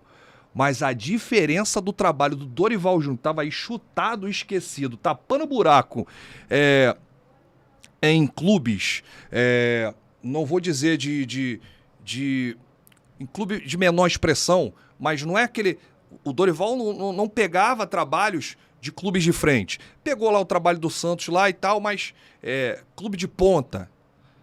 Não que o Santos não seja de clube de ponta. Não. Não tava com estrutura e time de ponta. Não, eu até coloquei o Santos como clube de ponta. Eu tô falando, teve o trabalho do Santos. Eu só tô deixando claro pra tu mesmo não ser mal interpretado. Eu entendi. Tirando o trabalho ali que ele fez do Santos, por exemplo, se o Palmeiras mandasse o Abel Ferreira, você acha que o Palmeiras ia no Dorival? Não. Esquece esse trabalho que ele tá fazendo agora. O Corinthians, o Atlético Mineiro, não ia. Você tá entendendo? Então, o Dorival chega e ele não inventou o futebol. Ele faz o simples. E o Flamengo tá aí, lutando, salvando o ano do Flamengo e desconstruindo algumas coisas que foram feitas com o Paulo Souza e dando um banho, uma aula de futebol no português que entende muito. É muito intelectual. Ele entende muito de futebol. Ele só não consegue colocar em prática. Aliás, nas coletivas ninguém entendia nada do que ele falava. Pô, foi embora. Cara, outra situação. O Dorival começa a desmistificar a história de que Pedro e Gabigol não jogam junto, né? Mas aí, você não sabe como é que foi a conversa. Ele chegou pro Gabigol e falou assim: Gabigol, você jogou comigo no Santos do Ricardo Oliveira. Pô, o Ricardo Oliveira era o centroavante e você saía pelas beiradas. Ele foi vendido pra fora como ponta. Como ponta. E ele fez muito bem essa função com o Ricardo Oliveira. Os anos se passaram, o Gabigol atuou ali mais próximo da área. O Cuca bota ele dentro da área, Sim. em 18. Aí, ele chegou e falou assim, se você jogou com o Ricardo Oliveira, você pode jogar com o Pedro. Sabe por quê, cara? Qualquer treinador que entenda isso aqui de futebol, um pentelho, sabe que o Pedro é um dos maiores centroavantes do país. E vou mais, não se surpreenda se o Tite levar o Pedro pra Copa. Porque qual jogador hoje na seleção brasileira tem características parecidas com o Pedro? 9-9 puro, 9-9 A puro. maioria é móvel. O Pedro, ele é aquele cara que ele puxa 2-3 na marcação, ele faz o pivô, ele faz o facão, ele chuta bem, ele cabeceia bem. É um jogador que está sendo observado pelo Tite. Só que era um jogador esquecido no Flamengo. Entrava treinador, saía treinador e nada. E mesmo como reserva, ele tinha média de gol alta. Tinha média de gol alta. Aí teve aquele problema da seleção, a seleção olímpica. Né? Achei um erro aqui. Pô, aquilo ali, até eu falei na época. O Flamengo tirou o sonho do Pedro E pra nem de usar. disputar uma Olimpíada e em alguns jogos não usava o Pedro, né, pelo Flamengo. Ele ficou muito mexido com aquilo, o psicológico dele ficou abalado, mas o Pedro é um garoto muito puro, né? Evangélico, Sim. frequenta a igreja. E ele sabia que ele ia dar a volta por cima, ele sabia que ele ia passar por tudo isso. E eu acho que a coroação vai ser a convocação para a seleção brasileira. O Tite estava no Maracanã contra o Atlético Paranaense. O Flamengo jogou bem. Ele não teve muito destaque, teve uma bola na trave, se movimentou bastante. Mas o Tite vem observando o Pedro já há algum tempo. Você vê que na vitória contra o Avaí, fora de casa, e que o Dorival preparou muito o Flamengo para aquele jogo que seria o jogo mais difícil da sequência, o Avaí fora de casa, porque o Barroca ele organizou coletivamente o Avaí. O Avaí pode ser um time fraco individualmente, mas o coletivo do Avaí é forte. Times que vão enfrentar o Avaí na ressacada, eles vão sentir isso. E aí o Flamengo... mandante do campeonato. Sim, e aí o Flamengo consegue uma virada com 2 gols de Pedro. O Arrascaeta teve função dele, foi decisivo, o Gabigol no passe do Arrascaeta, enfim, conjunto da obra. Mas daqui a 2 anos você vai lembrar que o Flamengo ganhou do Avaí lá, na ressacada, que é difícil. Porra, foi a primeira vez que o Flamengo ganhou o Avaí na história, em jogos oficiais, lá. isso, guerreiro, tô te falando. Tem uns clubes pedra no sapato de clube que tu nem imagina. Tem. Que, por exemplo, o Avaí deve perder pra geral, mas tem uma coisa específica. A Chapecoense tinha um negócio com os clubes no Rio. O Atlético Goianiense. Tinha. O Atlético Goianiense veio aqui no Rio e ganha todo O Bahia, mundo. tu lembra que a gente brincava uma época? O Bahia foi campeão carioca. Ganhava do Flamengo, do Vasco, do Botafogo, do O Fluminense. Flamengo teve uma época com os clubes do Paraná, que ia pra lá pau. Ia pra lá, Paraná, Era pauleira, Curitiba, Atlético Paranaense. era pauleira. Os times ali daquela região ali. E o Avaí, o Flamengo não tinha vencido o Avaí lá em jogos oficiais, na Isso eu não ressacada. sabia. Primeira vez, quebrou esse tabu com 2 gols de Pedro. Tudo isso vai influenciando. O Pedro vem fazendo bons jogos, vem fazendo gols e atuando com o Gabigol em campo. E muita gente não entende. O Gabigol está sendo sacrificado. O Gabigol ele deixou de ser o camisa 9. O Gabigol ele não tem feito gols. A pontaria do Gabigol é ridícula. O Gabigol precisa treinar depois Acabou a atividade no Ninho? Treina, meu filho. Os grandes craques do passado ficavam horas e horas depois do treino, né, se dedicando ali para aperfeiçoar alguma coisa ou outra. Mas o Gabigol é importante nesse esquema do Dorival Júnior, tá? O Gabigol ele se movimenta o campo todo. Só que atacante vive de gol. Tem muito torcedor que não se liga nisso. E aí pega no pé. Esse jogo contra o Atlético Paranaense, por exemplo, ele perdeu um caminhão de gols. Tem que treinar, tem que aperfeiçoar. A pontaria do Flamengo foi ridícula. 2 bolas na trave. Mas se fosse gol, a gente não estaria aqui falando da pontaria, né? Então tem que treinar e aperfeiçoar. Agora tem um ponto a se destacar e exaltar no Gabigol, porque assim, nem todo mundo tem um exercício de coletividade que ele teve. Em que sentido? Sim. Ele talvez seja o maior ídolo recente do Flamengo, ele sempre brigando para ser o artilheiro do Brasil quando não sendo, e ele topar aceitar uma proposta de um treinador que tá chegando, pedir ele para deixar de fazer a função que colocou ele nesse destaque de principal ou não um dos principais jogadores do Sim. Brasil, que ano passado acho que o Hulk foi o melhor jogador brasileiro, para poder dar espaço para um concorrente. Sim. Então, acho que assim, a atitude do Gabigol, ela é muito simbólica. Gigante, de alguém que é gigante, ídolo do clube, abrir mão. E hoje, por exemplo, você tá batendo no quesito, pô, ele tem que melhorar, parou de fazer gol. Mas ele poderia falar, não, cara, eu que sou Sim. ídolo aqui, ele que briga, eu vou continuar jogando de 9. Sim. Quem empurra alguém, empurra ele pra ponta. É. Então, assim, eu Porque acho bonito a a antiguidade é atitude posto, dele. né? Ele poderia falar assim, não, o Pedro que... O Pedro é meu reserva. Se eu tiver mal, ele entra, mas bota um ponto aí. Eu não vou fazer isso, não vou sair da área, não. Mas é um cara que pensa no coletivo. É um cara que tá se sacrificando pelo bem. Eu achei legal Né? esse ponto de vista dele. Tô vendo pouca gente falando disso. E o Pedro tá lá fazendo os gols, né? Aí vai entender. Por quê? Porque o Gabigol sai da área, se sacrifica. O Arrascaeta olha pra hora, quem é que tem? O centroavante, é o Pedro, vai lá e faz. O próprio Gabigol pega a bola, dá o passe. E aí muita gente falava assim, não, eles têm picuinha. Eles são brigados, eles não se falam. O Gabigol nem comemora quando o Pedro faz gol. Acho uma besteira, um absurdo a torcida ficar criando essas teorias, cara. E olha que coisa engraçada. O Gabigol jogando de ponta, ele fica muito mais vulnerável do que jogando de 9. Sim. O Flamengo trouxe agora o Cebolinha. O Marinho jogando da dele é um jogador que cresce de rendimento. Então você começa a ter... O menino tem jogado bem também, o Lázaro. O Flamengo começa a ganhar a opção de ponta, aonde o Gabigol entrando numa fase não muito boa, não jogando na dele, ele pode ter se sacrificado para encaixar o Pedro e daqui a pouco ele perder a vaga dele. Cara, Talvez não pela idolatria e pelo peso, mas assim, cara, futebol você tem que privilegiar momento. Então, assim, jogando naquela posição, ele não é o mesmo cara do que jogando dentro da área. Sim. Então, olha que atitude nobre que ele teve. Ele tá colocando tudo isso em xeque, cara. E essa falta do Bruno Henrique também, o Flamengo sentiu muito, né? Aquela lesão foi uma lesão gravíssima, que muitos falaram, inclusive o empresário do Bruno Henrique chegou a jogar piadas na internet, colocando a culpa no gramado. Aquilo é fatalidade. Aquilo é fatalidade. E aí, um ano parado. Aí quer dizer... Bruno Henrique estava voltando ainda a ser aquele Bruno Henrique, porque ele não conseguiu repetir a temporada de 2019. Não conseguiu em 2020. Mas quem repetiu a temporada 2021, o Arrascaeta tá aí até hoje. Único. Não, mas é uma exceção. O Rodrigo Caio, quando ele não tá lesionado, ele joga bem. Mas ele joga com regularidade? Não, se Então ele não se machucar. 19. Não, o problema Mas dele o problema dele é só a lesão. Mas em 2019 não tinha. Esse que é o ponto. Aquele ano ninguém repetiu. Quem mantém a linha porque o cheiro era outro, né? Arrascaeta. Por exemplo, quando você tira um treinador que faz o time jogar por música, até você pegar, é aquele carro que tá com um probleminha e só pega no tranco. Tá com algum problema. Tem que mudar. Qual o problema? O problema é a engrenagem. O problema tem que fazer a roda girar, que é o treinador.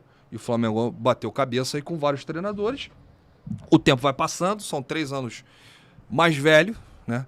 Cada jogador envelheceu 3 anos. Não são mais jovens, e em função desse marco, né, desse ponto fora da curva, também foi o auge desses atletas. Acho que foi a maior temporada do Bruno Henrique, do Gabigol, do Arrascaeta, do Rodrigo Caio, né, como jogador. Do Jorge Jesus. Porque ele não teve lesão. Né? O William Arão, que saiu pela porta dos fundos. Acho que erradamente. O Arão saiu escorraçado do Flamengo. Acho um absurdo. E o Arão é ídolo por tudo que ele conquistou. Em 2019 ele era a peça fundamental, ele era o número 1. Em 2020 também Jorge foi Jesus. com o Rogério Ceni. Sim, o Ceni inclusive utilizou ele como zagueiro, que não deu certo e tal. Mas o Arão foi um cara injustiçado, na minha opinião. Concordo. Saiu como ídolo, mas saiu chutado. Até o Diego Ribas convocou uma coletiva para anunciar a aposentadoria. Você vê que na fala do Diego ele sentiu muito como foi construída essa saída do Arão. O Arão pegava na bola e era vaiado nesses últimos jogos aí. Não podia pegar na bola. Quer dizer, o pessoal esquece um pouquinho também o passado, né? O que o jogador fez pelo Flamengo. Complicado. E em cima disso aí, tem um detalhe também importante, que é muito raro tu ver um time que ganha muito num ano, ou no máximo 2, ele manter. Porque uma coisa é você pegar essa galera toda que a gente citou, chegando em 19, uns em janeiro, outros na janela do meio do ano, com fome. Outra coisa é todo mundo grandão, campeão de tudo, por cima da carne seca, e você continuar esse time competitivo. E um detalhe importante, todo gestor de negócio, a gente pode até sair do futebol, você quando faz uma gestão de uma empresa, você tem que olhar para dentro e para fora. Sim. Quando eu tenho o meu canal, não adianta eu querer montar o meu canal pensando só no meu canal. Eu tenho que olhar pra fora. Quem são meus concorrentes? O que tá acontecendo ao redor? Sim. E se você perceber, de 2020 pra frente, o Palmeiras melhorou. O Atlético Mineiro melhorou muito. O Atlético Paranaense deu uma subida. O próprio Fluminense esse ano agora, o time também deu uma crescida. Então, em 2019, o Flamengo pegou um cenário também, diga-se de passagem, dele voando e com uma concorrência mais fraca. Em 2020, não só o Flamengo deu uma queda, mas como os outros também subiram. E o grande barato da questão das SAFs agora, e se realmente as coisas forem organizadas como deve, e o surgimento das Libras, cara... O maior gigante adormecido em tempo de liga é o futebol brasileiro. Nenhuma liga no mundo tem a quantidade de clubes grandes como o nosso, rivalidades estaduais, interestaduais. O que falta pra gente, e vou desculpa, a competitividade, desculpa até o termo, é a porra da vaidade e da burrice, da imbecilidade de cada dirigente se tratar como torcedor e não como gestor e pensar primeiro, eu quero o Vasco bem e o Flamengo ferrado, eu quero o Flamengo bem e o Vasco lascado, e a gente tá esfarelando o produto. Exatamente. Se você tem um super Flamengo, outra coisa, acredito eu que pra vocês hoje jogar o Carioca ficou uma merda. Por quê? Qual é a graça de você jogar com o Vasco enfraquecido? Se tu ganha, é tua obrigação. Quando tu perde, é motivo de chacota. Em que sentido? Porra, a gente tem um time bem melhor e não ganhou. Não tem, pra você só tem desvantagem. Se eu ganho é obrigação, se eu perco é vexame. Então é uma merda. É legal agora o Fla-Flu pros dois lados. Porque o Fluminense hoje tá com um time competitivo. E é salutar, é importante. É naquele ponto que a gente falou no início. Tá todo mundo bem. No final, você como Flamengo vai querer ganhar, eu como Vasco vou querer ganhar. Mas eu tenho que ganhar num Flamengo forte e você ganhar num Vasco forte. Porque quando você começa a bater em bêbado, em time fraco, aí perde a graça. Aí você começa a alimentar uma rivalidade interestadual, porque no teu estado começou a ficar sem graça. Mas não é muito melhor tu zoar um vascaíno, um tricolor, um botafoguense, ou ter que zoar um palmeirense lá na casa do caramba que tu não tromba com ele? E essa questão vai muito pela fase, né? A gente já teve fase que o maior clássico do Flamengo no Rio era Flamengo e Botafogo. A gente já teve uma fase... Muito lá atrás. Sim, lá atrás, dos 6-0, toma lá da cá. Década de 60 pra trás. E aí a gente teve uma fase que era Flamengo e Vasco. Meu irmão, uma rivalidade absurda. Hoje, esportivamente, é Fla-Flu, disparado. Eu digo pelo Flamengo. O maior clássico carioca para o Flamengo é enfrentar o Fluminense. Que o Fluminense tem sido a pedra no sapato do Flamengo, né, nesses últimos jogos. Esportivamente sim, institucionalmente não. Sim. Por conta da fase. É aquilo que eu falo. Tem um período que o maior clássico é Flamengo e Vasco. Tem um período que é Flamengo e Botafogo. O Flamengo e Botafogo que foi antigamente. Hoje, Flamengo e Fluminense, quando se enfrentam, é um negócio de maluco que tu não sabe quem vai ganhar. Porque os caras do Fluminense acham que estão jogando a final da Copa do Mundo. E normalmente o Fluminense tem ganho. Sim. E o Flamengo entra e cai na pilha. Por quê? Por exemplo, a final do Carioca, que o Fluminense ganhou, os caras entraram na mente dos jogadores do Flamengo. Felipe Melo, Fred, meu irmão. E o jogador não pode cair na pilha. Como é que você, em 3 Fla-Flu, você não ganha? O Flamengo não ganhou o Fluminense em 3 jogos. Foi aí, até mais. Foram 4, né? E ainda teve a final do Carioca. Porra, era o ápice para conquistar o título inédito, né? 4 vezes seguidos. O Flamengo não tem 4 vezes seguidos. Acho que, se eu não me engano, só o Botafogo, né? Não tem no Carioca, Eu acho, né? Se eu não me engano. Mas era o ápice, era o 4º título seguido que o Flamengo não tem na história. 4 seguidos no Carioca. Aí vem o Fluminense com Paulo Souza, aqueles problemas todos que a gente já colocou aqui.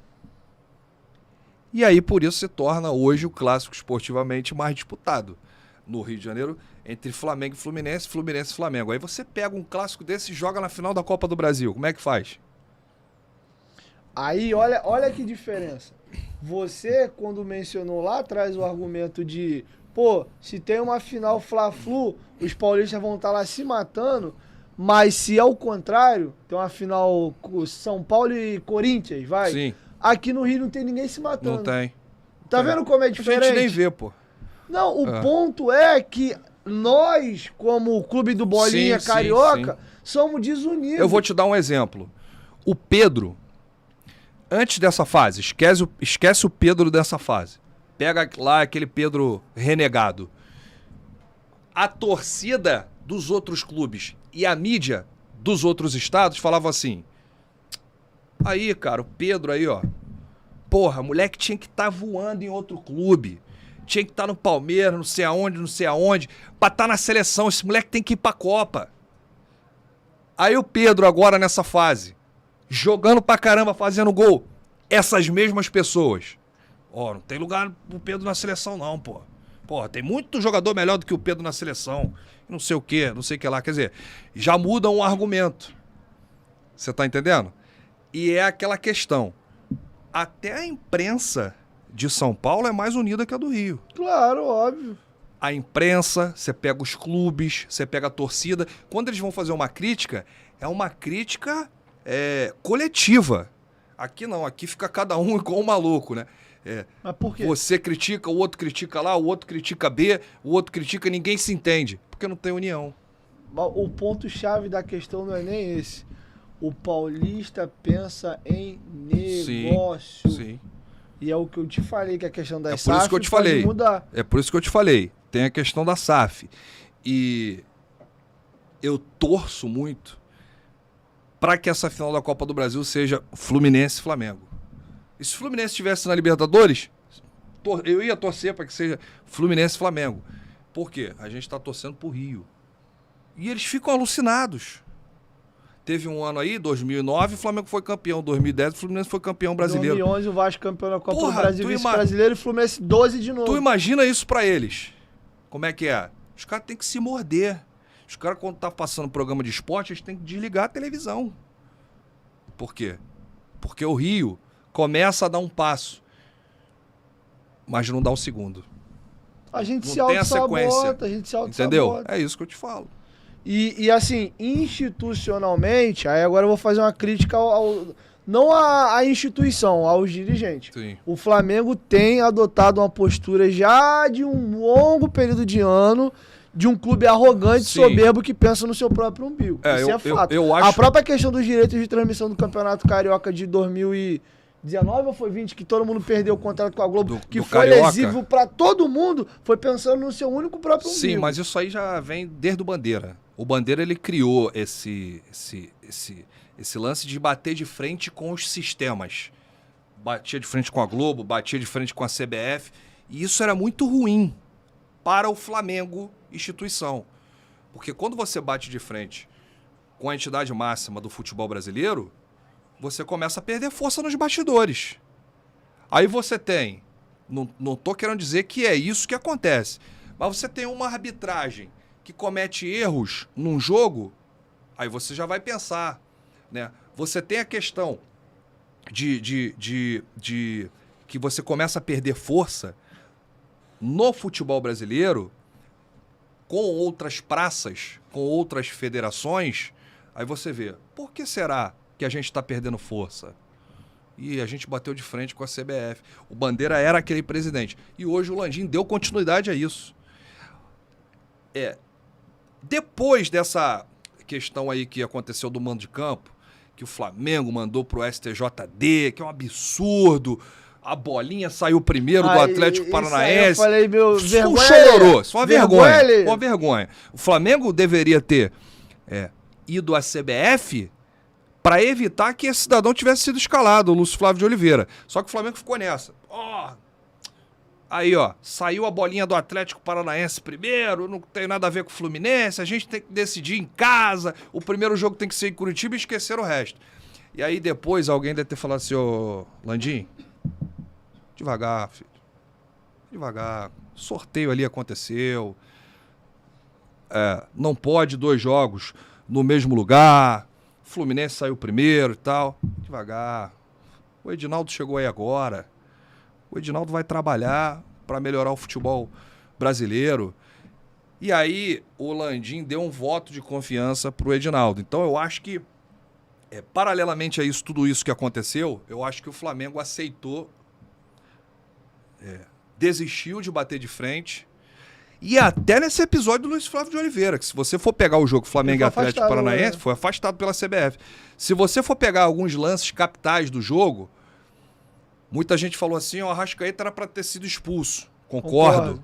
Só que, se você pegar o lance da cotovelada do Fernandinho no Felipe Luiz, que nem amarelo ele recebeu, e viralizou essa imagem, ele receberia o primeiro cartão amarelo ali, e no pênalti, que não deram no Léo Pereira, que o Fernandinho só faltou arrancar a camisa, seria pênalti e expulsão do Fernandinho.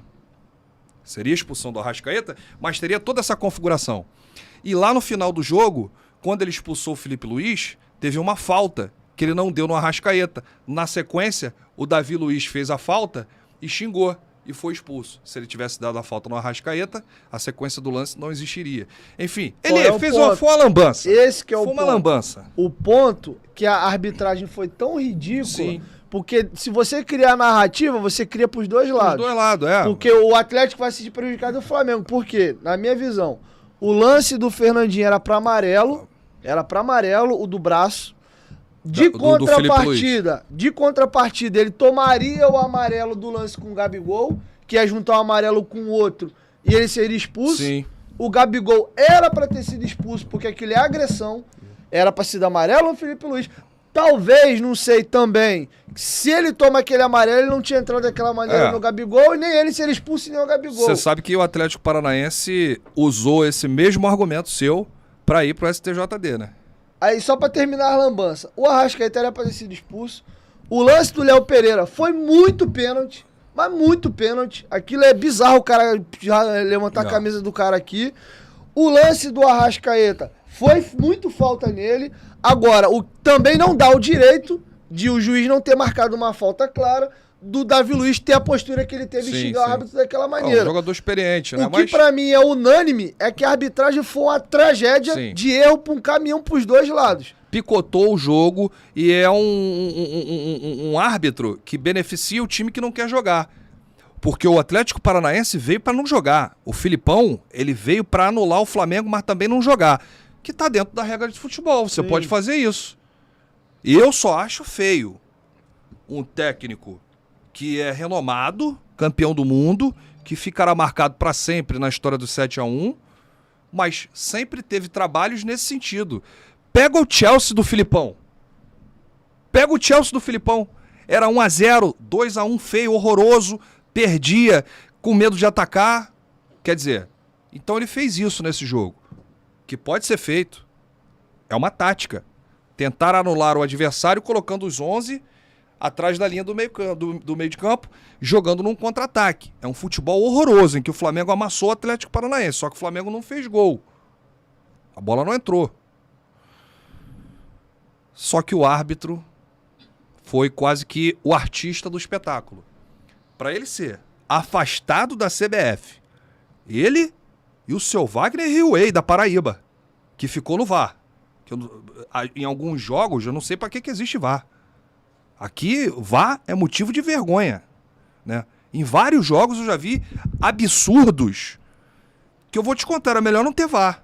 Se o VAR veio para ajudar, mas em alguns países funciona, né? Linha passada em jogador que deu errado. Em alguns países funciona. Só que aqui o sistema é difícil. E aí eles foram afastados. O Luiz Flávio de Oliveira e o Wagner Riuei da Paraíba. Quer dizer, quando você afasta 2 árbitros, o de campo e o de vídeo, é porque você está testando, né? Pra finalizar, eu queria um depoimento agora de um rubro-negro. Como é que tu enxerga o Vasco? E quando eu digo quando tu enxerga o Vasco, não tá falando de rivalidade. Sim. É como potência de clube e o que tu prospecta com o advento da SAF pro Vasco. Cara, assim como o Botafogo, e eu tenho um amigo botafoguense que a gente conversa muito, né? O Will, e o meu tio, o irmão do meu pai, que eu tenho uma ligação enorme, é Botafogo. E os dois torcem pro Flamengo também por minha culpa, né? Pelo meu trabalho. E a gente torce um pelo outro, não tem essa besteira de, não, tem que cair, tem aquilo outro. Então, eu fiquei feliz com a chegada do John Textor no Botafogo. Pensando como um todo no clube Botafogo, para estar lá em cima sempre e ter aquela disputa com o Flamengo e os outros, o Fluminense e o Vasco, e de um cara trazer a visão e o profissionalismo aqui para ajudar o futebol brasileiro. E a mesma coisa no Vasco.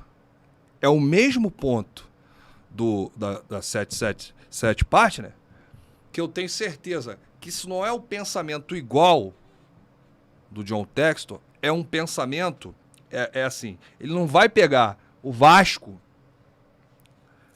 achando que ele vai fazer aquilo ali como um comércio. Ele pode até achar isso, porque os caras visam muito dinheiro, mas o pensamento transcende. Ele chegou no Botafogo, John Textor, porra, ele foi abraçado pela torcida. Ele viu a paixão. Ele viu como é que funciona o futebol brasileiro. Então ele já entendeu. Então ele quer o quê? Crescer cada vez mais o futebol como um todo, não só o Botafogo. Pelo menos é a minha opinião, é a minha visão. Eu acho que no Vasco vai ser a mesma coisa. E eu acho até que é a luz do fim do túnel no Vasco.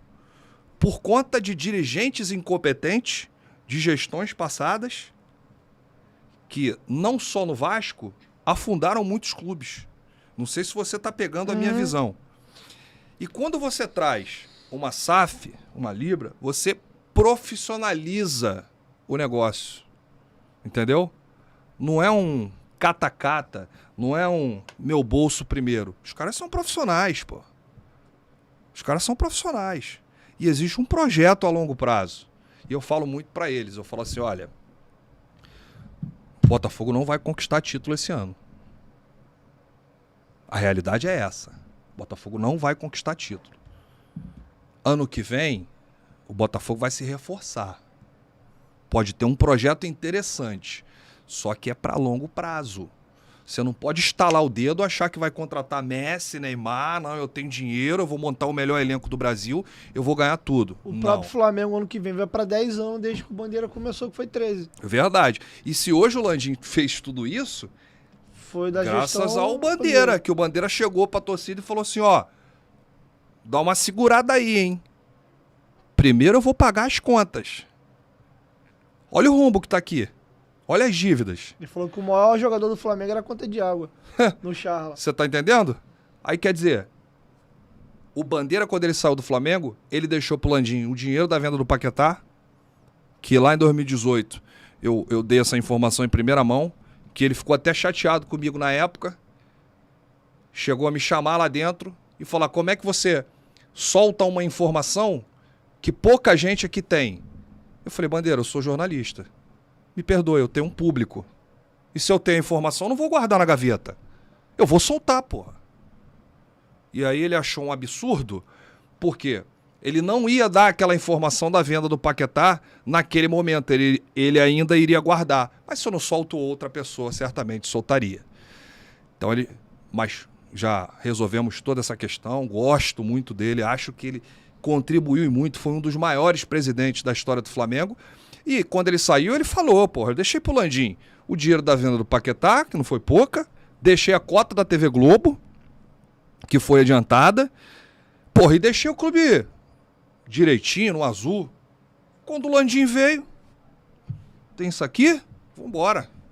E aí a gente já trouxe esse assunto, que foi o Flamengo em duas janelas. O início de 2019 e o meio de 2019. E deu muito certo. Que não é algo normal, que a gente já chegou ao consenso que é um ponto fora da curva. Mas assim, quantos clubes fizeram isso que o Bandeira fez? Talvez o exemplo recente só o Palmeiras, e ainda teve uma injeção forte do Paulo Nobre. Mas o Palmeiras tem a questão da Crefisa. Teve o Paulo Nobre antes, que foi Paulo Nobre antes. fundamental. O Atlético tem aí o... Não, o Atlético tá com uma dívida mais de bilhão. Não, exemplo, é mecenato. Se sair o mecenato, vira Cruzeiro. Vai estourar. A conta vai chegar. Você viu o Cruzeiro, né? O que aconteceu? E o Atlético deve virar SAF até o final do ano. Sim. E aí, o que acontece? Muito antes disso surgir, essa questão de SAF, valeu a competência do Bandeira. Mas se você tivesse um Bandeira no Vasco, um Bandeira no Fluminense, um Bandeira no Botafogo, o futebol do Rio hoje tava lá em cima. O futebol do Rio hoje estava super competitivo.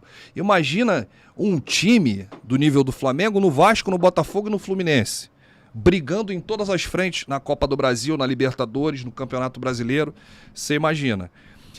Então, por tudo isso, eu acho que a SAF é o caminho. Eu acho que a SAF é o caminho. É a profissionalização, é o presente, é o passado, é o futuro. E eu acho que, pensando como um todo, quem ganha mais é o futebol carioca, que está aí com o Vasco e o Botafogo, e depois o futebol brasileiro. Não, acho que é por aí sim. Entendeu? Rafa, foi um prazerzão te receber. Muito obrigado Já? pelo papo. Pô, A gente tem horário. Por mim, a gente ia até... O papo tá bom mesmo, dá pra gente rolar bom. mais um tempo aqui. E pra encerrar, eu tenho a tradição de deixar o convidado, caso ele queira me fazer uma pergunta. sério? É. Pô. Se você não fosse Vasco, você seria o quê? Vou te responder. Que isso, hein? Ele não tá esperando Não, vou te responder com a maior tranquilidade do mundo. Eu vou falar, pula. Tá amarrado. Pula tá que o muro tá baixo. repreendido em nome Se de você Jesus. tem alguma dúvida, pula. Tá amarrado, você tá maluco. Teve muita gente que pulou em 2019, Ah, hein? maluco. Como teve muita gente que pulou em 97, 98, 99, 2000. Eu não era nascido. Não era nascido. Inclusive, o Tá pensando na resposta, fio... tá Não, vendo? o fio do que jogar daqui é um dos cortes do canal. Muito tricolor da minha geração virou vascaíno. Ele falou aqui, no podcast aqui, É mesmo? nesse período dessa janela do Vasco aí. Cara, eu acho assim, acho que isso é... Ele é São Paulino, eu sou vascaíno, tu é flamenguista. Essa questão da escolha do clube de futebol, cara, é uma coisa que, assim, nem você mesmo, se você for puxar fundo, Sim. você não se imagina torcendo para outro clube. É. Eu não consigo me imaginar torcer para um outro clube sem ser o Vasco. E eu acho uma das maiores loucuras o cara que começa a torcer pra um time e muda, Pra né? mim, esse cara, ele não ama de verdade um clube. Não faz nenhum sentido. Porque, assim, e o Brasil, ele tem muito isso como característica. Você não torce para um time. Sim, Você é apaixonado por uma instituição. sim. Se você parte do pressuposto de que futebol é entretenimento, o Vasco nos últimos 20 anos ele não tinha mais torcedor. Sim. Como o Flamengo não teria torcedor no período de draga de 15 anos Mas dele. é muito em função do verdadeiro torcedor. Ele sabe, ele tem a consciência que o clube, instituição, está acima de tudo e de todos. Né? O dirigente passa, o jogador passa. Quantos anos o Flamengo tem? Passou de 127 anos. O Vasco é fundado em 1898, dia 21 de agosto. O Vasco tem mais de 120 anos de história. Aí eu te pergunto, são 4 brasileiros, o Flamengo tem quantos? O Flamengo tem 8. Quando começou a ser disputado o Campeonato Brasileiro? 71 no modelo novo. 71, E tu pega o Roberto Gomes Pedrosa lá, aqueles campeonatos que foi É que unificado. tem clube que conta ganhou 2 aí... no mesmo ano. Tem clube que conta aí 2 no mesmo ano, vários títulos aí, tem esse negócio aí. Aquela galera lá de São Paulo... Eu não concordo, mas foi unificado, não vou nem entrar no mérito. Mas qual é a questão? O normal é não ganhar. Sim. O normal é não ganhar.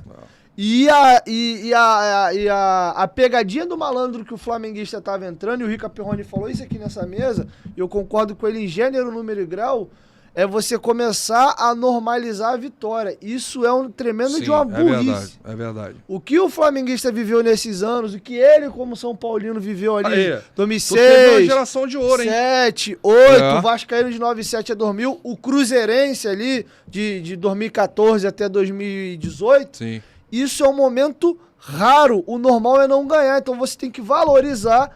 O Fred, por exemplo, eu vi ele se emocionando, dando esporro num palmeirense recentemente. Porque o cara falou, não vou comemorar esse título. Eu falei, tu tá maluco? 2014, a gente quase caiu pela terceira vez. O Paulo Homem que veio que salvou. A minha geração sofreu igual uma desgraça. Agora que a gente tá ganhando. E o flamenguista é a mesma coisa. Então, acho que o torcedor ele tem que ter a consciência, vocês que estão ganhando recente agora, aproveita que por melhor gestão que se tenha, pode vir uma gestão merda depois, a melhora do dono e você vir pra uma draga desgraçada. Quem imaginava o São Paulo do Porque soberano... o cara não fica pra sempre, né? Quem imaginava o soberano desse cara em 2006, 7, 8, que era a referência do Brasil, entrar na draga que entrou depois? Tinha nem graça, cara. Tinha nem graça. Entendeu? Então, ao ponto de você imaginar que os caras iam comemorar o Paulista como uma Copa do Mundo. Aí não tinha nem graça, cara. Era sequência, assim, sequência. Parecia um período aqui a Beija-Flor de Nilópolis no samba, lembra? Não, dava raiva. O brasileiro começava, você não queria ver. Disputa, você cara. não queria ver, aí, é chato. Ele ria lá agora. Metade do segundo ano pra frente, do 2007 pra frente, ali começou a ficar fodido. E fica ou não fica chato? Fica. Muito chato.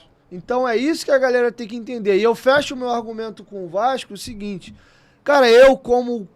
que eu penso de vida, é inconcebível torcer para um outro clube. Sim.